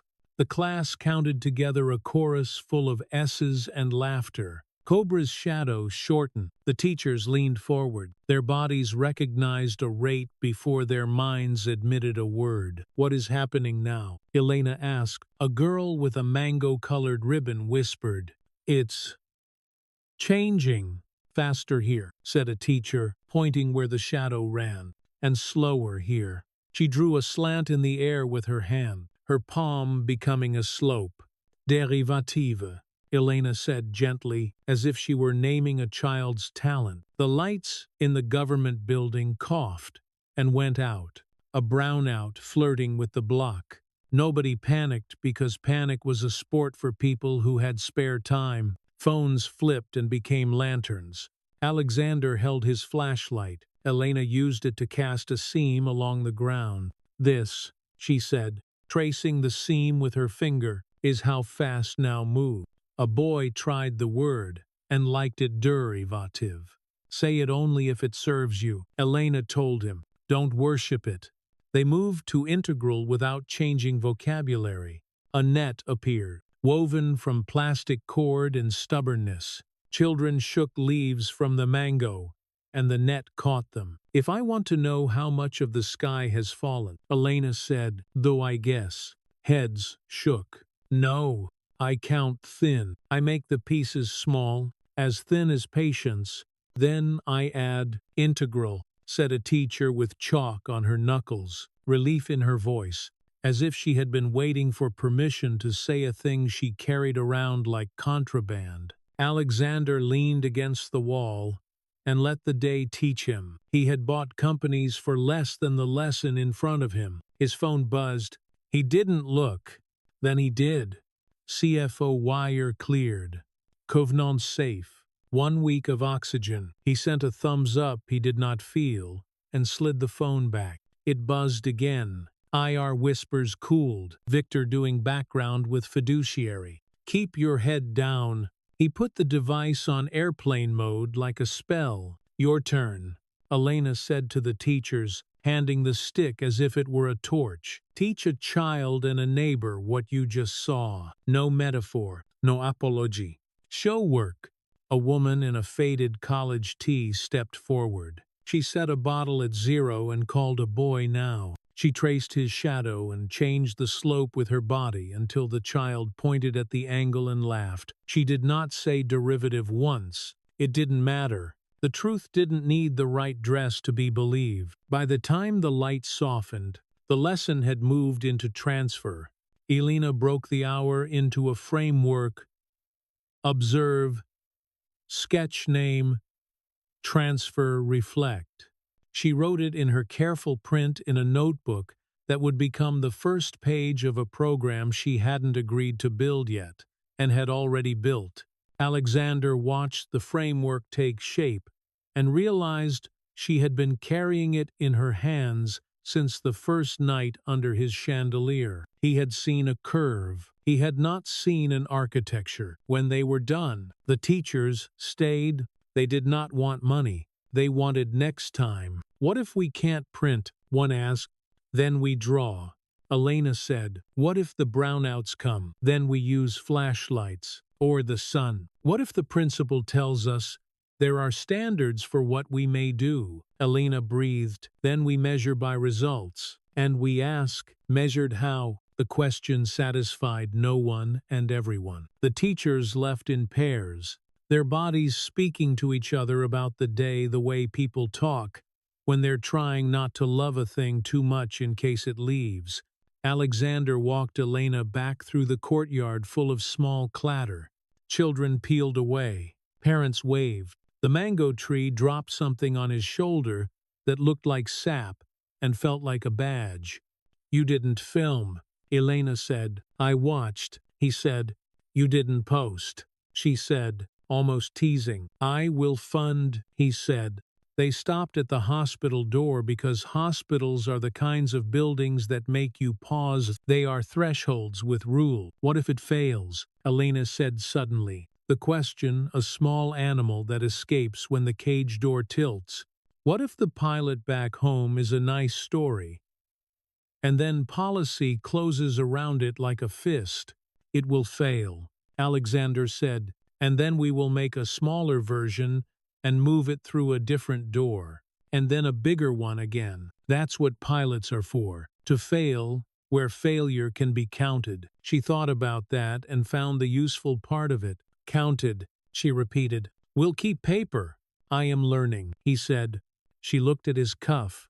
Chalk lived there as if it had rent control. You are, she said. The operation began as the day fell apart into night. A nurse led Elena through a door Alexander couldn't enter. He waited in a corridor where the floor understood soap. He read through Keep, not to confirm the past but to rehearse it, in case the future asked for proof. MAC letter, donor pulls, approval logs Priya had smuggled herself across, Hawthorne's cranky pilot, Torres's stamp. He wrote a new tab on a sticky fellowship. He underlined it twice. His phone found the network again, resentful and relieved. Maya Ortiz. Sending a clip via courier to your house thumb drive, labeled Keep. Also, can I see what you saw today? Not for publication. For my head, he typed, I won't send children to the internet. I can describe, or you can come and watch if you're willing to be a witness instead of a story. There was a long pause, and he could feel the weight of her job fall off one shoulder and settle on the other. Witness, she typed back, I'll pay my own way. No cameras. 2 days. If your foundation will have me as a student, he smiled. Alone. A quiet thing with teeth. Come. He typed. A new text, Priya. Regulators moved from sniffing to asking, informal document request by morning. I'm building a box labeled chain of custody. Also, tell me you're documenting the mango tree thing. In my head, on paper, not online, he sent, we do not turn children into assets. Good, she wrote. Also on a personal channel when I was 18, a scholarship committee used the word fit as if it were a measure of gravity. Today I sent the approval logs because I want fit to mean does it work. He didn't reply with thank you because the phrase couldn't carry it. We'll make a pilot they can't refuse without writing it down. He wrote instead, at midnight, Doctor. Alonzo came out with a face that knew how to land. It went well, he said. She sleeps. The next day will be the truth. Elena stood behind him, cap off, hair flattened, hands clean in the way. Hands get when you've been too sterile for too long. She looked past Alexander at a clock and then at his face, and then at his sleeve, and then at nowhere. She asked for you, Elena said, meaning Noah. I'll tell him the light writes more. Alexander said, they walked into the courtyard because bodies need air to argue with fear. The generator coughed, and then the power hummed back to bravely mediocre. A nurse brought 3 cups of coffee that burned the mouth and the throat, both a mercy. Elena sat on a low wall. Alexander stood because sitting felt dishonest. They both breathed. He took out Keep and slid a single sheet free. Cole Duarte, Teacher Fellowship. A draft with blanks where numbers would go. He read it aloud, not like a vow but like a to-do list. Year 1 stipends for 20 local teachers. Materials fund. Monthly training under framework. Evaluation classroom transfer. Student persistence. Teacher precision. We don't measure charisma. He glanced up. Governance board of 3 U. A local educator appointed by provincial and someone who can do math and politics without lying. Not you, she said. Not me, he said. I'll fund and be told no. She smiled. It was an exhausted thing that carried more hope than most speeches. You'll hate it, she said. I'll learn it, he said. He folded the sheet and slid it back. The edge of the paper kissed the chalk on his cuff and came away marked. He didn't brush it off. They got 2 hours of sleep on benches that had known worse. At dawn, the courtyard filled with the sound of mops and roosters and a radio that played old songs like Debts. Alexander called New York because he had promised Priya she could put a spine in her box by breakfast.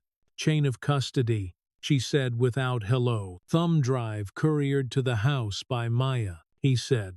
Label Keep. Log received by security chief at 1012. Sealed. Signatures. We are priests now. Good, she said.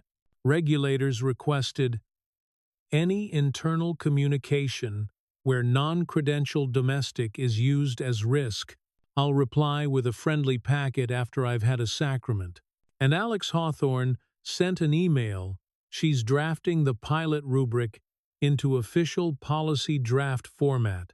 She used the phrase competency pathway and tried not to enjoy it.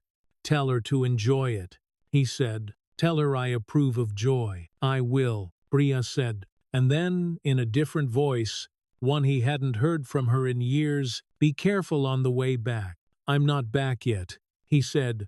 You're always back somewhere, she said, and hung up before either of them could get sentimental. By mid-morning, the teachers returned uninvited. which is how you know a thing worked. Elena opened her notebook to the framework. They moved into coaching her word for what happens after the trick. She watched a woman explain slope using the shadow of a mop handle, rewound hair furbs, swapped fasta for steepa, because the latter would travel farther across languages without dying. Alexander filmed nothing and wrote everything, punctuation made of details. He would later put in a grant with no logo. String from the hardware stand 2 streets over. Phones as lanterns when the power sulked. Kids counting in Cebuano, then English, then numbers, because numbers are bilingual if you let them be. The smell of fallen mango turning into sugar on the ground. At noon, the heat tried to argue them into silence. Elena bought popsicles from a bicycle that knew every alley. The children became sticky and wise. A man from the barangay office appeared with a cigarette and skepticism. Elena handed him the stick and told him to teach integral with leaves. He laughed, and then did it, and then laughed again, because he had tricked himself into respect. "I need your signature on the MOU," Alexander told him afterward, producing a pen like a magician who had finally decided to make a coin appear. "So I can be told no by an official?" "Yes." The man signed. The pen felt heavier after. When the children went home, the teachers stayed again. Elena drew the framework in their notebooks, and then made them write one rule at the bottom of the page. No performance. Show work.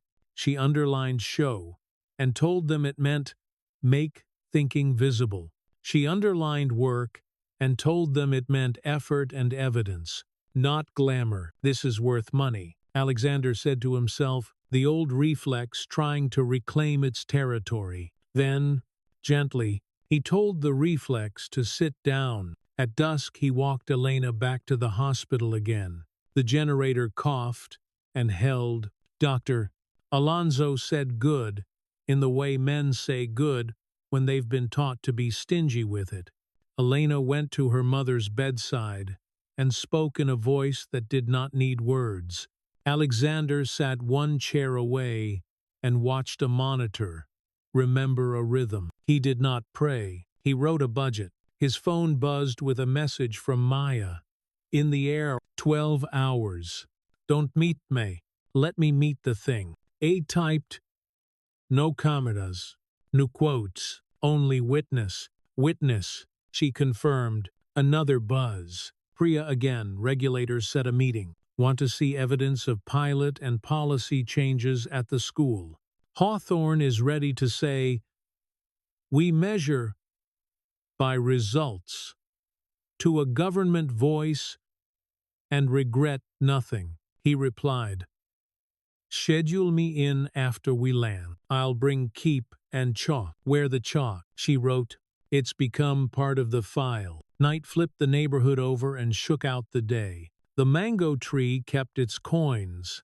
Somewhere a jeepney backfired like laughter. Alexander closed his eyes on a bench that did not care who he was, and opened them when the clock said morning. Elena came out with a nurse and an index card. "Vitals," she said, handing it to him like a school note. BP, HR. Oh, 2 numbers that could be counted. Improved. Loved. "We have 3 days to be brave," she added, and he nodded, because bravery comes in counts, not metaphors. He took a taxi to the provincial admin office and signed the fellowship MOU. He wrote 70% of funds to teacher stipends and training, 30% to materials and travel, 0% to branding. He listed Elena as program director and himself as donor, with no right to say how. The admin officer raised an eyebrow at "no right," and then signed it anyway, because sometimes the story wants to be true. On his way out, a boy tugged his sleeve. "Sir," he said, in the English kids use when they want to be taken seriously, "Miss Elena says light writes more in the morning." "It does," Alexander said. The boy squinted at his cuff. "You have school on your shirt." He looked down.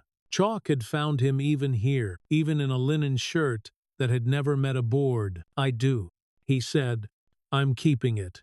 He took a picture of his sleeve, because sometimes evidence is also a poem. He did not post it. He tucked the phone away and went to find Elena because their flight left in 8 hours, and the day had the nerve to keep happening.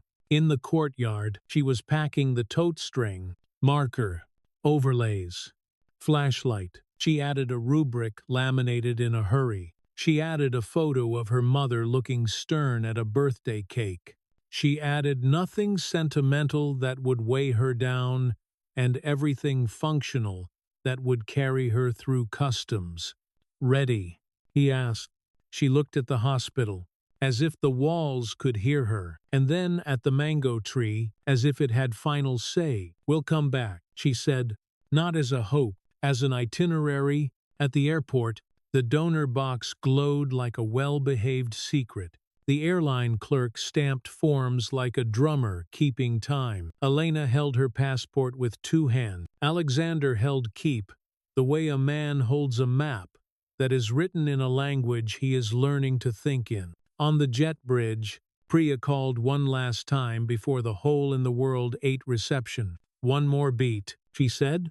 "The tape is real. Maya verified hash and DKIM. When you land, we prepare chain of custody, and then we file a neat little thing labeled self-inflicted optics.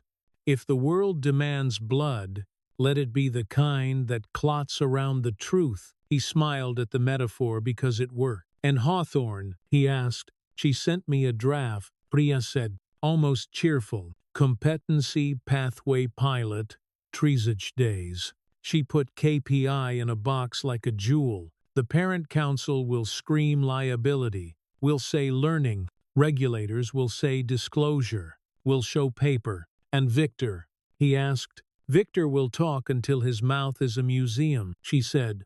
"And then he'll trip on his own ribbon cutting. You should be there when he does." "We will," Alexander said. She hesitated.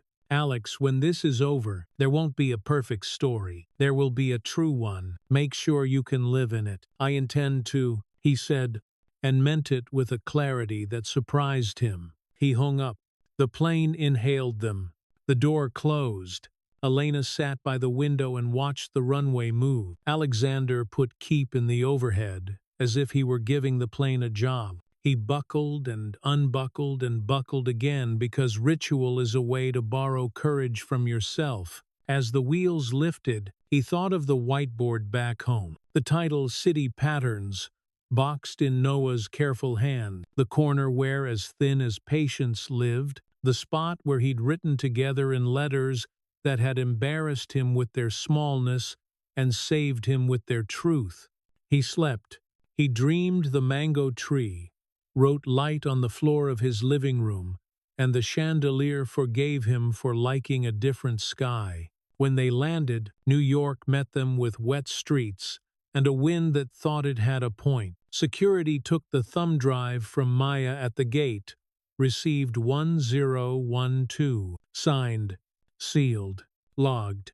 Priya walked in with a banker's box that said chain of custody in a hand that did not wobble. Hawthorne texted a time and a place. Regulators set a room that smelled of old air and new ambition. Alexander took his jacket from the closet and left the chalked one hanging alone on its wooden hanger, like a flag that still meant something. "Ready?" he asked Elena. She adjusted the tote on her shoulder, the rubric inside like a heart. "We show work," she said. He nodded. Outside, the city pretended it hadn't missed them.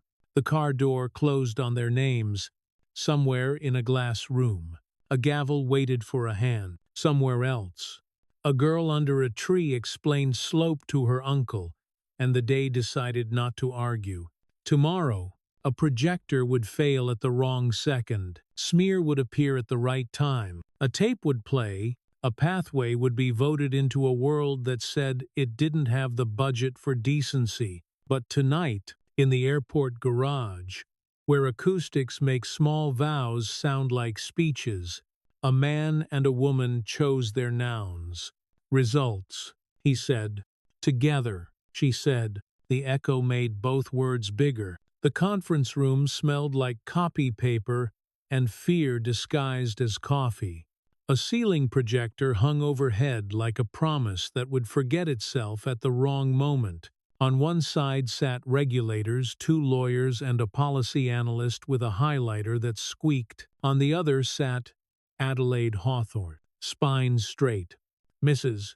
Chen from the parent council with a notebook of polite weapons. Priya with a banker's box labeled Chain of Custody. Alexander with the red folder Keep, and Elena with a tote that held 3 overlays, a marker, a string, and a laminated rubric like a passport.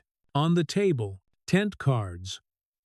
Office of Investor Integrity, Department of Education, Liaison, School, Head, Parent Council, Witness, Co-Director, Duata Instruction. The only name without a title was Elena's. Paper did not yet know what to call her. The policy analyst cleared her throat. "This is informal," she said, which is what rooms say before they begin a record. "We're here to understand whether investor communications used coded risk language, quote, non-credential domestic, and whether there's selective disclosure related to the Driftline transaction. Also, she nodded at Hawthorne whether school policy is being weaponized under the word standards. Hawthorne put a small stack of paper in the center of the table like a sacrament. Competency Pathway Pilot.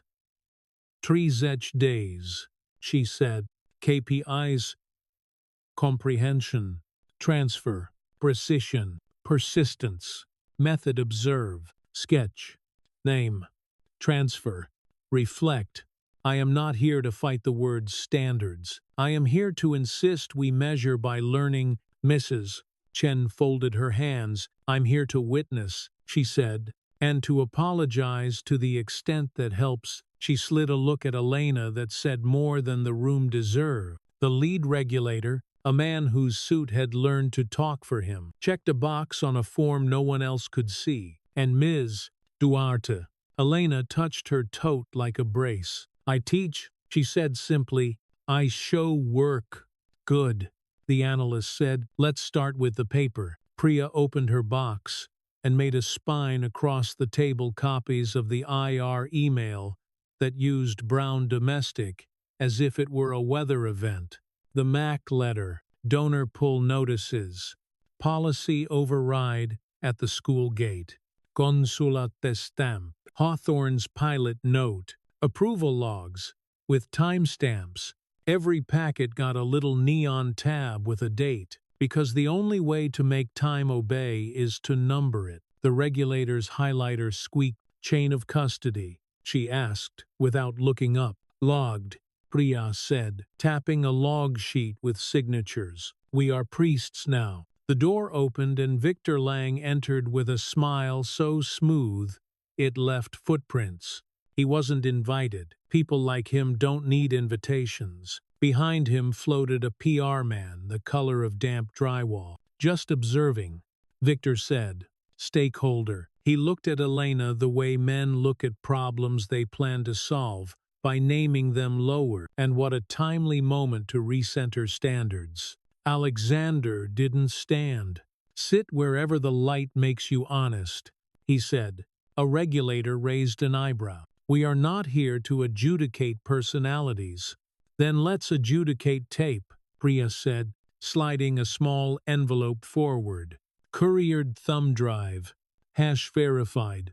Delivered 1012. Labeled keep. Chain of custody attached. Victor's smile held. Out of context recordings are a cottage industry. Play it, the analyst said. The projector blinked to life, then went immediately to sleep, as if it realized it was about to betray someone, and chose blackout. The PR man stood, coughed, jiggled a cable with professional panic. 1 second. Of course, Victor said, settling back. Technology. Rule 1, Elena murmured, not smiling. We see, We don't name yet. The analyst looked at her, surprised into a grin that escaped policy. I like Rule 1. They forewent the projector and used a small speaker like a confession booth. The room filled with the thin fidelity of corporate bravado. Victor's voice: bury the warning worse than the Maid problem. Investors hate optics. We sell tutors, not charity. A silence followed that had texture, the kind that grabs the room by the back of the neck and makes it listen to itself. The PR man tried to move air with his hands. "This is banter," he said. "We were spitballing, out of context." Context. The regulator echoed, pen poised. Who else was on this call? Victor's jaw worked. A contractor, brainstorm, and the phrase "brown domestic." The analyst asked, not blinking. Victor shrugged the way men shrug when they hope a suit can hold their sins. A rough draft, not policy. Alexander slid the printed IR email forward, so brown domestic could sit under the fluorescent light like a bruise. "Culture is policy," he said. The regulator's pen scratched. "Mr. Cole, you voted no on Driftline and resigned the chair." "Yes," Alexander said. "For optics?" the regulator asked. "Against them," he said. Hawthorne coughed once into a fist that had graded too many essays. "May we talk about children now?" she said. "Because your tape won't teach them anything." The analyst nodded. "Ms. Duarte, will you show us?" Elena looked at the tote, then at the carpet, then at the room full of adults who wanted a performance so they could feel absolved. "I don't perform," she said, "but I'll show work." She stood, tied a piece of string between a chair and a door handle, set a water bottle at 0, and asked Alexander to hold a flashlight. He did. The beam cut a line across the table like a seam. Elena traced the edge with her finger. "This is how fast now moves," she said. "If I want to name it, I can. If I want to understand it, I don't have to. I can show it, make it visible, measure it in the size of my patience." She scattered paper clips across a sheet of paper and slid a clear overlay over them. "If I want to know how much, I don't guess. I count thin. As thin as patience, then I add." The regulator's highlighter stopped squeaking. The man's pen hovered in mid-air. The analyst, despite herself, leaned forward the way people do when a magician tells you it's not magic and then wins you anyway. "Mrs. Chen whispered, "Transfer." As if checking the steps to a dance she was learning. Elena nodded. "Now you teach me," she said, and handed Mrs. Chen the marker. The parent council witness froze. It lasted a full 3 seconds. Then she inhaled like a diver and drew the slope herself, copying Elena's cadence. "This is how fast now moves." Hawthorne smiled, small and sincere, a fox catching sunlight. 30 days, she said to the regulators. "Observe with me. Watch the transfer. If it fails, blame me. If it works, write it down." The lead regulator closed his folder halfway. "We will request formal materials," he said. "We will also expect Driftline to address investor communications that coded race as risk. That is not a question, that is a road." Victor's PR man started to preface something with "we value," the saddest phrase in modern speech. Priya cut him off with a palm. "Save liturgy," she said. "Bring paper." Victor recovered his smile and aimed it at the analyst like a dart. "We can all agree that standards measured how," the analyst said, not a question. Victor's mouth opened, closed. The room watched him discover that arguments rot when the supply of euphemisms runs out. The projector, ashamed of itself, flickered back to life with the default wallpaper, a mountain at dawn. Under it, a file name floated like a small, unforgiving ghost. Investor, Optics, V6, Final, PPTX. No one had opened it. The name opened itself. Finale. Hawthorne read aloud. Dry. Never name a file like that unless you want to meet a regulator. Priya's face didn't change, but her eyes did. We'll be requesting the version history, she said. All of it. Victor stood, smoothing his jacket, a man trying to unwrinkle his narrative. We're done here, he announced. No, the analyst said without raising her voice. We're beginning. Outside, the hallway held echoes waiting to be adopted. Elena leaned her head against the cool wall for one breath. Then two. Alexander stood beside her and did what he had learned to do: nothing. Presence had replaced speeches in his toolkit. Hawthorne joined them, paper under her arm. 30 days, she said. I'll take fire. I expect you to bring water. We'll bring work, Elena said. Mrs. Chen approached with a paper bag. For Noah, she said, awkwardly. A book of city maps, so he can draw his own. Elena took it like a fragile thing. He will. Priya emerged last. Banker's box hugged close, mouth set. Regulators will formalize, she said. They smelled selective disclosure and found coded risk. Victor tried to outrun the room. He tripped on a file name. We'll prep responses. She paused. And Alex, when the tape goes public, we let it. We don't storyboard it. We let the receipt talk. Good, he said. What about Driftline? Panic behind glass, she said. They want a statement that says, approved vendor engaged. I sent them a sentence that says, pilot observation initiated. Their lawyer asked what that means. I sent him a picture of paper clips and said, results. He laughed once. The kind of sound you make when a friend commits a small crime on your behalf, and you love them for it. They spilled onto the sidewalk. The day had warmed enough to admit hope without lying. Across the street, a camera lurked with the hungry posture of a stray. Alexander lifted his sleeve so the chalk glinted. The camera saw it and didn't understand. Understanding is not required to capture. The car pulled up. Noah's voice came out of it before the door opened. Did you win? He asked. A boy who had learned the word, but not the currency. We got 30 days, Alexander said. Is that winning? Noah asked. It's work, Elena said. The kind that wins slow? Noah accepted that like weather. He handed Elena a folded paper, a square, drawn in careful lines, labeled together in a child's print. For your tote, he said. She slipped it in next to the rubric. It belongs there. At home? The kitchen made tea taste like victory. You don't trust yet. The house manager laid the approval logs Priya had risked on the island for Elena to read with her own eyes. She didn't need them. She read them anyway. Honoring the danger. Risked your job. Alexander said softly to Priya when she arrived a half-hour later, with a face that had argued with 3 different inboxes and one on points. I didn't, she said. I risked the version of my job that rewards silence. He didn't say thank you. He poured her tea instead. Civility felt exactly right-sized. The doorbell rang. Maya Ortiz stood there without a camera, hair braided back, press badge hanging face down like a conscience. I'm here as student, she said.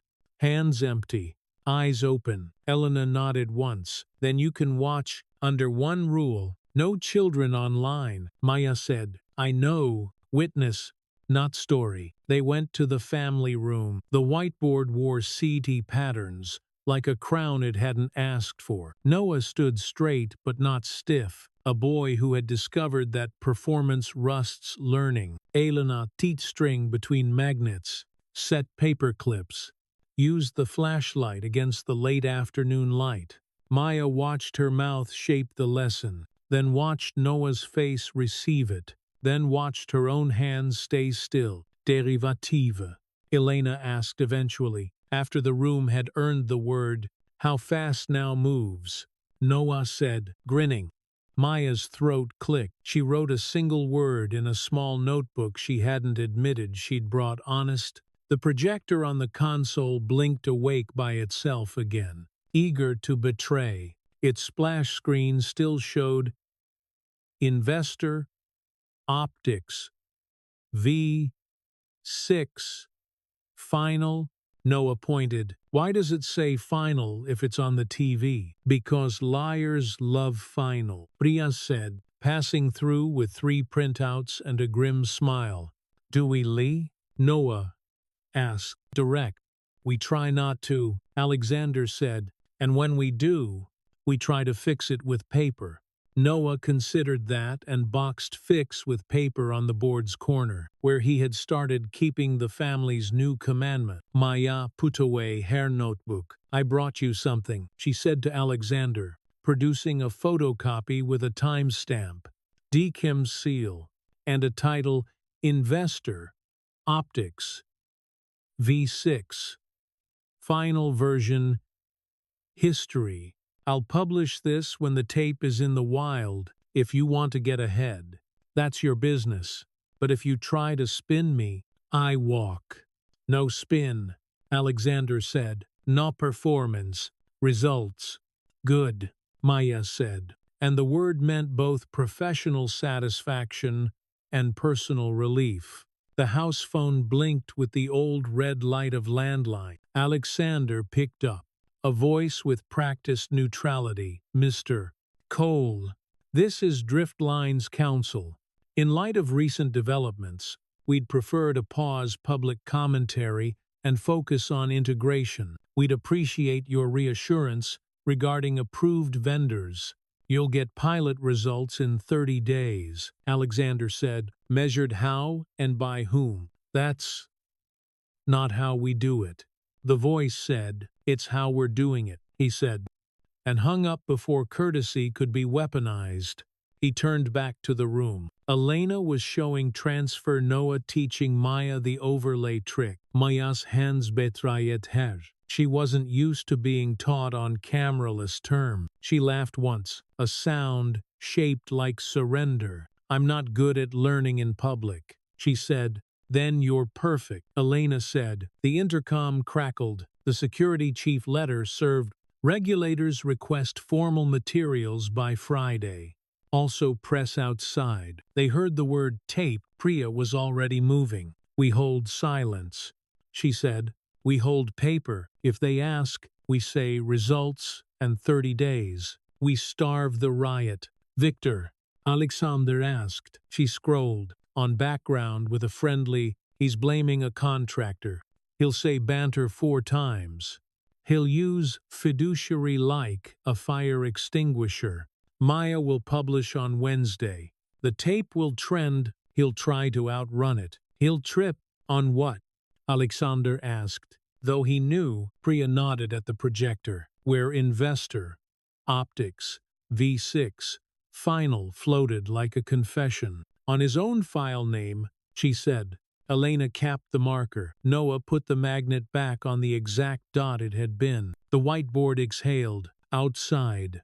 The city threw blue evening through the windows like a test. Maya shouldered her bag. 2 days, she said to Elena. I'll go to the mango tree after this. On my own dime. She hesitated.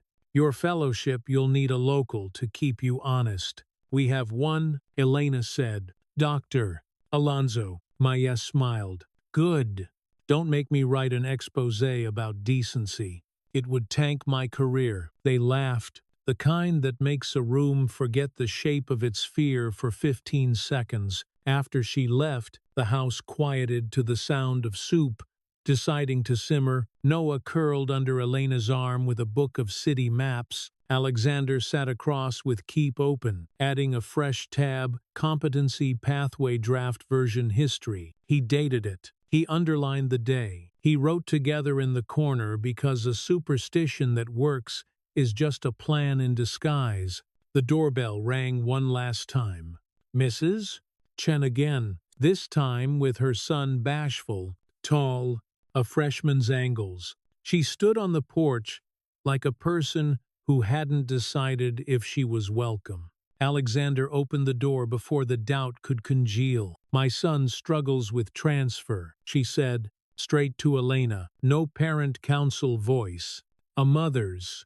"He can do the steps. He can't move them." Elena nodded and stepped aside. "We're making tea," she said. "Stay." They sat at the island. Elena drew a shadow with a spoon on the counter, turned derivative into the angle at which a story changes, turned integral into how much of your day counts, turned limit into the place you don't touch, but measure your courage by. The boy's shoulders dropped out of his ears. "Mrs.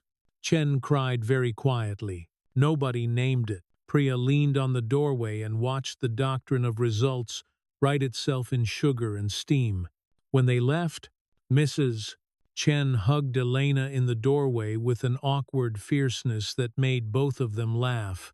"We will be unpleasant at meeting," she promised. "In your service, be precise," Elena said. "Precision is nicer than loud." Night leaned against the windows. The city hummed. The projector finally gave up and went dark. Its last act of dignity. The whiteboard held its light like a patient, as thin as patience lived in the corner, under it, in Alexander's square hand. Together, Noah added a third word without asking faster, and then drew a tiny arrow rising beside it.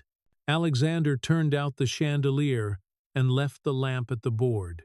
The chalk on his cuff bled into the dark like a constellation nobody had named yet. Tomorrow, Maya would publish, and a tape would do what tapes do to men who believed tapes were for other people. Hawthorne would walk into a school board with a box labeled Competency Pathway and leave with a bruise and a vote. Driftline would try to spin banter into policy and find the room had learned new verbs. Tonight, the house kept small.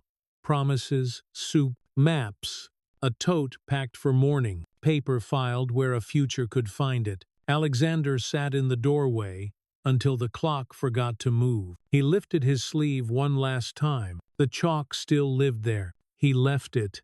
When he finally slept, he dreamed he was counting leaves under a mango tree, learning to love a number he could only reach as close as he liked. Morning arrived carrying knives and confetti. By 7:00 a.m., the tape was public. Maya Ortiz didn't burn it down with adjectives. She let it play. A headline that read like an affidavit on tape, bury the warning worse than the Maid problem, and then audio Victor Lang, unhurried, confident, using optics like a tourniquet and standards like a slogan. Beneath the embed, she printed the version history of investor, optics, V6, final, DKIM seals and timestamp fossils lined up like vertebrae. By 7:10, regulators requested formal interviews. By 7:15, Driftline issued an anemic statement that smelled like a conference room context. Banter, contractor's draft, comments filled with screenshots of final attached to file names that should have known better. By 7:22, Hawthorne texted, "Pilot, vote today. Expect blood. Bring water." By 7:28, Priya texted only one word, paper. Alexander stood at the kitchen sink and watched the faucet turn water into ribbon. Elena measured tea leaves. Noah drew little arrows on the condensation of a juice glass. The house held its breath like a choir waiting for the first note. "Is he going to be okay?" Noah asked, meaning a man he'd seen only once in a hallway and recognized because the camera taught him to. Define okay. Alexander said. He surprised himself by not gloating. The feeling thrumming under his ribs wasn't triumph. It was the gravity that arrives when a plane loses a wing and you realize you still have to land. The house phone blinked the red of old emergencies. "Mr. Cole," a voice said. "Office of Investor Integrity. Formal request, please bring all materials, emails, decks, logs referencing non-credential domestic as investor risk. Today at 2, chain of custody at the door. He said, I'll bring keep. He hung up and met Elena's eyes. She didn't ask if this was wise. She asked, what time is school? 10, he said. She nodded, slipped the laminated rubric into the tote beside the overlays, string, and flashlight, and tied her hair back with an economy that embarrassed more elaborate things. The car pulled them into a city keyed to Maya's upload. Outside drift line. Cameras gathered with the efficiency of wolves. A podium sprouted on the granite logo front. Brass rail, a rental fern, trying its best.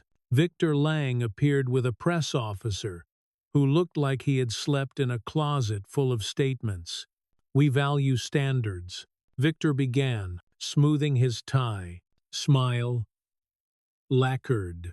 We reject out-of-context banter. We're moving forward with integration. A reporter raised a hand. Why did your file say final? Versioning error, Victor said, with the lightness of a man explaining a missing receipt, who drafted the phrase, brown domestic variable. Someone else called. Victor's jaw flickered. A contractor's brainstorm, not policy. And bury the warning worse than the Maid problem line. Hyperbole, he said, not policy. He kept setting fires and calling them hearths. And then he did the thing that ruins men who memorize scripts. He turned off mic and snapped at his PR officer. Get me that contractor's throat on a plate. The mics ate it. The internet seasoned it. The clip rocketed away before the fern had processed the insult. Self-destruction doesn't always arrive as a revelation. Sometimes it's a small, predictable gravity. A man's mouth convinced it's smarter than the tape. Priya's text landed mid-podium. Let him run. He'll trip. Alexander slid the phone away. He didn't need to watch the impact to know it was coming. He had other rooms to walk through. The school board chamber tried to look neutral and failed. Banners championed excellence in font sizes that felt like apologies. Folding chairs multiplied. Parents filled rows with winter coats and inherited certainty. A row of faculty sat like a firewall. Hawthorne at the center wearing competence like a well-cut coat. Mrs. Chen occupied an edge seat with a notebook and a jaw.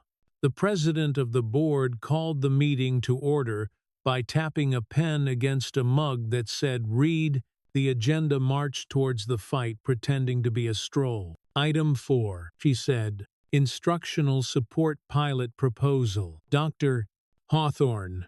Hawthorne did not stand behind the podium. She stood in the aisle. At the room's seam, competency pathway pilot, Trezich days. She said. She summary slid the rubric comprehension, transfer, precision, persistence. We measure by learning. We do not outsource thought to pedigree. We observe. We log. We audit. If it fails, we close the door. If it works, we widen it. A council member with a haircut you could set your watch by cleared his throat. Liability is our North Star. Dr. Hawthorne. Standards exist for safety. Standards measured how, Hawthorne said, by the laminate on a resume, or by the child's work on a page. We're not replacing safety. We're rejecting lazy proxies for it. Murmurs. A hand shot up, a parent with a voice that could vote out principals, so anyone can teach, nannies, drivers. No, Hawthorne said. Adults who demonstrate competence under observation can support. The teacher of record remains the teacher. This is a pathway, not a loophole. How will you audit? Another asked. With paper? Hawthorne said, and turned to Elena. Show them. Elena didn't go on stage. She moved to the side aisle. She tied a string between the ends of a row, set a worn water bottle at 0. And asked a child, Mrs. Chen's son, to stand with his heels on the tape. Step back 2 on the count of 5, she said. The room counted out loud before it realized it was volunteering. The boy stepped back. His shadow drew a line up the aisle. "This is how fast now moves," Elena said, tracing with her finger. "Call it derivative if that's useful. It isn't required. Watch the transfer." She handed the marker to the boy. "Show your mother." He did, voice trembling, then steadying as his hand learned the gesture. "Mrs." Chen covered her mouth and nodded rhythm at him. A row of teachers leaned forward, because the oldest addiction in their bodies is the moment a student turns a corner and brings back the light. A man stood without being called on. "This is charming," he said, "but policy is a tool. Hawthorne could in, and the wrong tool breaks good wood. This is 30 days. Observe, measure, decide." The board wriggled, trying to find a comfortable adjective. The president set her mug down like a gavel. "We vote," she said.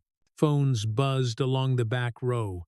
Maya's second piece had dropped a still of the final file name hovering over the mountain wallpaper, plus Victor's hot mic order, "Get me his throat." The room reacted the way rooms do when another room's sins arrive, like weather-wide eyes. A few quiet expletives, a sector-wide shiver. "Vote," the president repeated, a little breathless. Hands rose 3 quick. "Yes." "Une solemn no." 2 pauses. Mrs. Chen rose before they could lower. "Public comment," she said. "I was wrong. I said liability when I meant fear. My son can do the steps. He can't transfer. Until today." She turned, naked with it. "Put my name on liability. Blame me with Hawthorne if it fails. But if you say standards and mean pedigree, say it where a court can hear." Silence registered its astonishment. The pause director raised his hand and said, "Yes." Another followed. The president checked the count and tried not to smile like a citizen. "Motion pass," she said. Pilot adopted. Applause started cautious, then forgot itself. Elena didn't bow. She packed the string, the bottle, the marker, not performance, show work. Hawthorne squeezed her forearm with gratitude disguised as professionalism. Alexander exhaled only then, the muscle between his shoulders unwinding a degree. His phone buzzed. "Priya regulators moved your 2 o'clock up to 1:30. Victor's in their lobby saying banter into a bucket. Bring keep. They have a room that smells like toner and judgment." 1:30, he told Elena. "You good.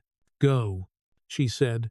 "I'll take Noah to lunch and teach him limits with a glass of water." "Almost but not empty," Noah recited, grinning, "as thin as patience." "Good," Alexander said. "Don't drink all my patience." Elena winked. "We'll leave you a sip." The regulator's hearing room was as cheerful as a windowless truth. A flag stood exhausted in one corner. A digital clock declared time as if anyone could argue it down. Chain of custody labeled boxes formed a small skyline on a side table. Priya set her banker's box next to them and pushed her hair behind her ear in a motion that could steady ships. Victor arrived through a different door, flanked by counsel with case law breath. He nodded at Alexander with a smile that looked hand-stitched. "Mr. Cole," the lead investigator said, "you brought your materials." Alexander set keep on the table, opened it, and built a sequence, as if lines themselves had sworn an oath. IR email, Brown Domestic. Investor. Optics. V6. Final version history. Approval logs. MAC letter. Donor pulls. Policy override at gate. Consulate stamp. Hawthorne pilot note. Photographs of rubric. Observation logs from this morning initialed by Hawthorne. Receipt for the painting sale. Priya added a copy of Maya's chain of custody for the tape and the D. Kim print. "Mr. Lang," the investigator said, "this is your voice on the tape." Victor's jaw did its microquake. Yes, he said, like a man trying to swallow ice. Out of context. Context.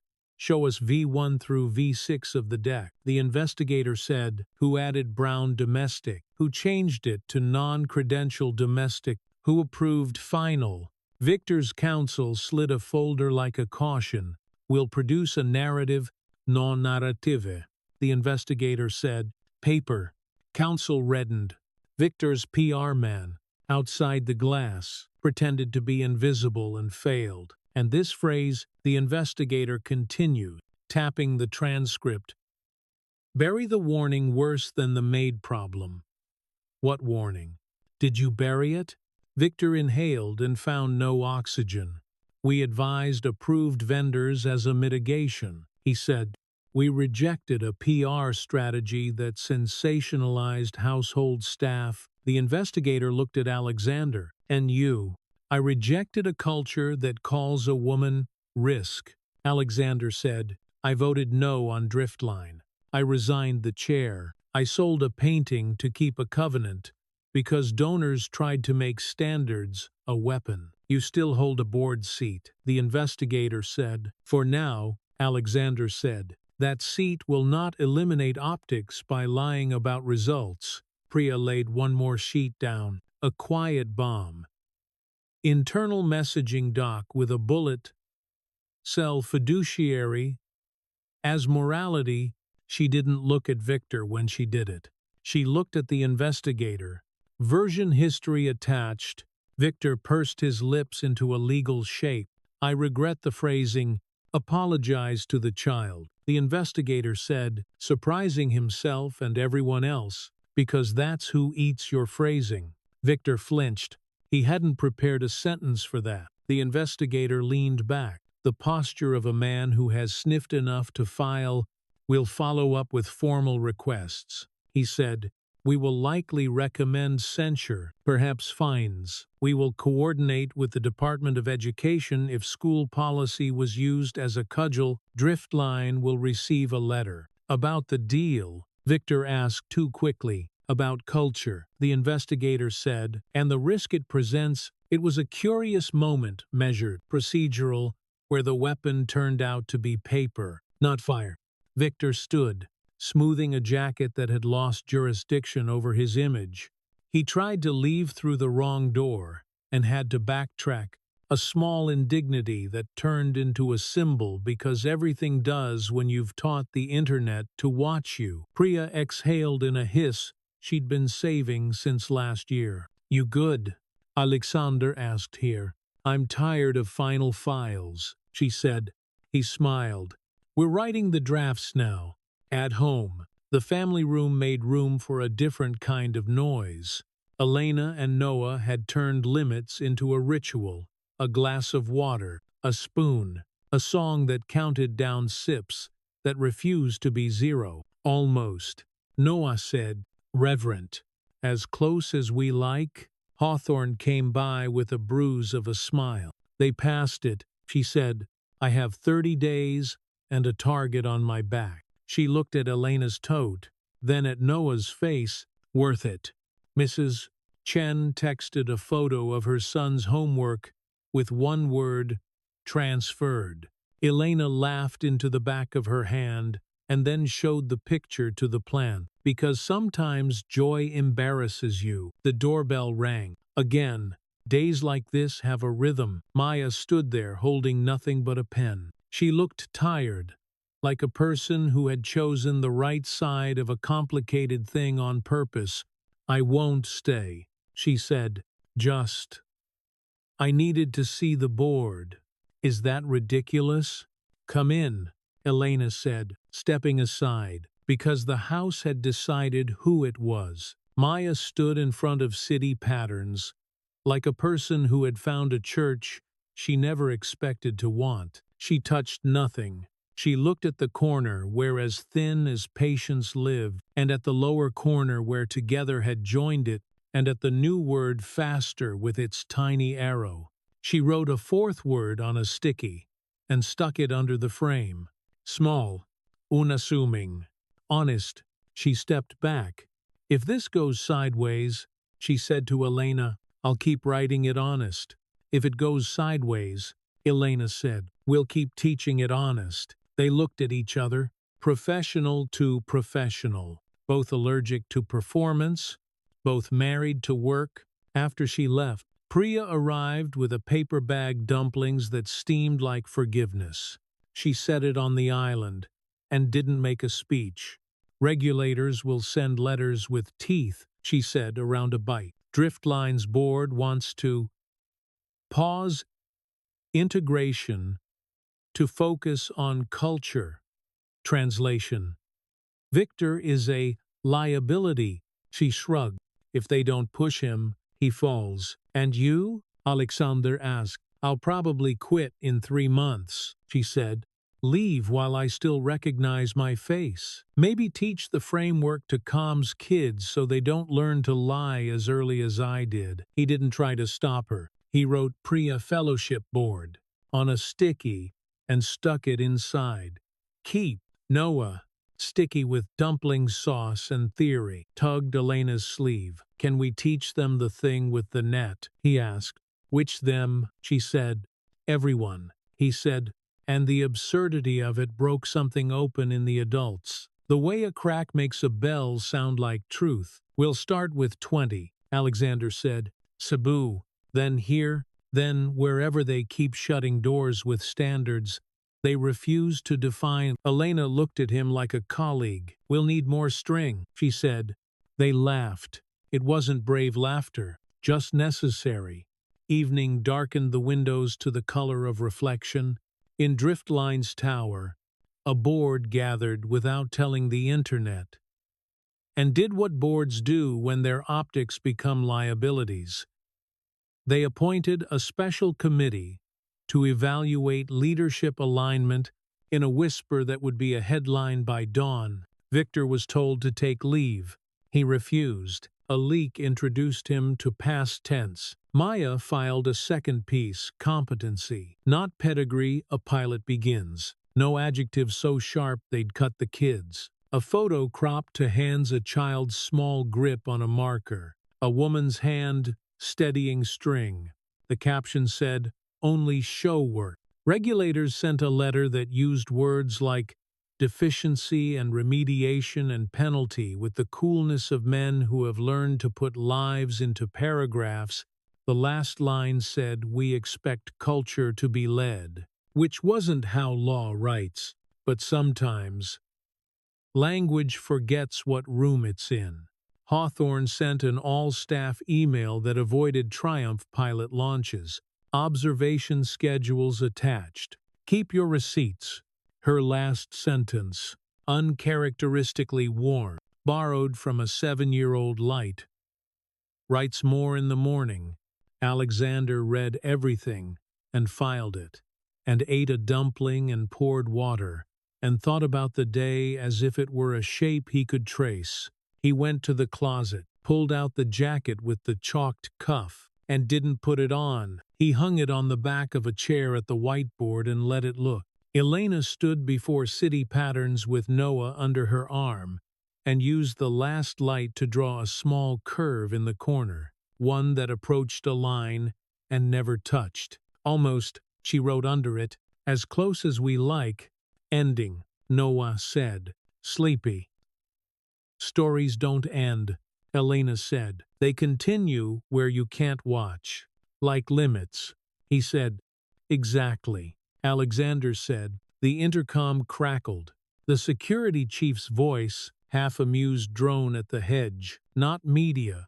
Just a kid messing around. We waved him off. Let him look. Alexander said. He'll see work. They turned off the chandelier, too much theater for a night like this, and left the lamp over the board a halo for a rectangle of painted wall and a set of magnets, arranged in a pattern that meant home. Alexander opened Keep one last time, added 2 fresh tabs in his square hand, Pilot Day, 1 logs and regulators' initial findings, then set a sticky on the inside cover that said, as close as we like, because he had learned, finally, to bless his own superstition with paper. He closed the folder without flourish. He placed it on the console like a quiet engine. "Tomorrow," Elena said. "Tomorrow," he echoed. They stood together in the doorway and watched the chalk hold the light. The city outside kept doing what cities do, arguing, accelerating, consolidating, forgetting, remembering. The boy between them yawned like a promise. Upstairs, the bed remembered their weight. Downstairs, the board did not sleep. It glowed very slightly, like a horizon deciding whether to ruin a day or save it. In the morning, there would be more letters and more rooms and more people trying to sell standards like saints and buy optics like absolution. There would be teachers with string and patience and water bottles at zero. There would be a mango tree under a different sky, keeping coins of light for children who counted better than adults. There would be a man who had given his chair back and kept his name, and a woman who had taught math to a policy until it understood itself. For now, there was the clean, small truth of a sentence written in chalk by a hand that had decided to stop apologizing, as thin as patience. Under it, another hand had added, "Together," and a third, the smallest, faster. Next to them, a fourth, in a reporter's tidy print. "Honest." No music cawed, no credits rolled. The lamp hummed, "Chalktust," fine as forgiveness, floated across the air and settled on the jacket like a snowfall that no camera bothers to film. Outside, a siren made an argument with the night and lost. Inside, 3 people faced a whiteboard and found enough light to go on. The final image, if you needed one, was a chalk line approaching a horizon and not touching it, not because it couldn't, but because the point the work was the approach, as close as they liked. This story reminds us that dignity isn't a diploma, and character isn't a press release. Real worth shows up in the light of day through steady work, patient teaching, and the courage to say results over optics. When a culture labels people as risk, the most human response is to break the silence, bring receipts, and let competence speak. Sunlight is the best disinfectant, and put simply real. Gold doesn't fear the fire. For everyday life, the lesson is practical name. The unfairness, you see. Don't outsource your judgment to titles or gossip. If a rule protects safety, keep it. If it only protects status, question it. When a relationship or workplace trades in quiet cruelty, set a boundary, keep a paper trail, and choose integrity. Even if it costs you a chair at the table, time will tell who you are. Keep walking, build your own competency pathway, observe, do the work, transfer what you learn, and reflect. And when someone opens a door for you, hold it open for the next person. It's never too late, especially for older adults, to reset a standard at home, in church, at the union hall, or on the board. Show the work, not the performance. If this story stirred something in you, share a line that stayed with you, or a time you challenged a harmful standard and chose decency anyway. Drop a comment.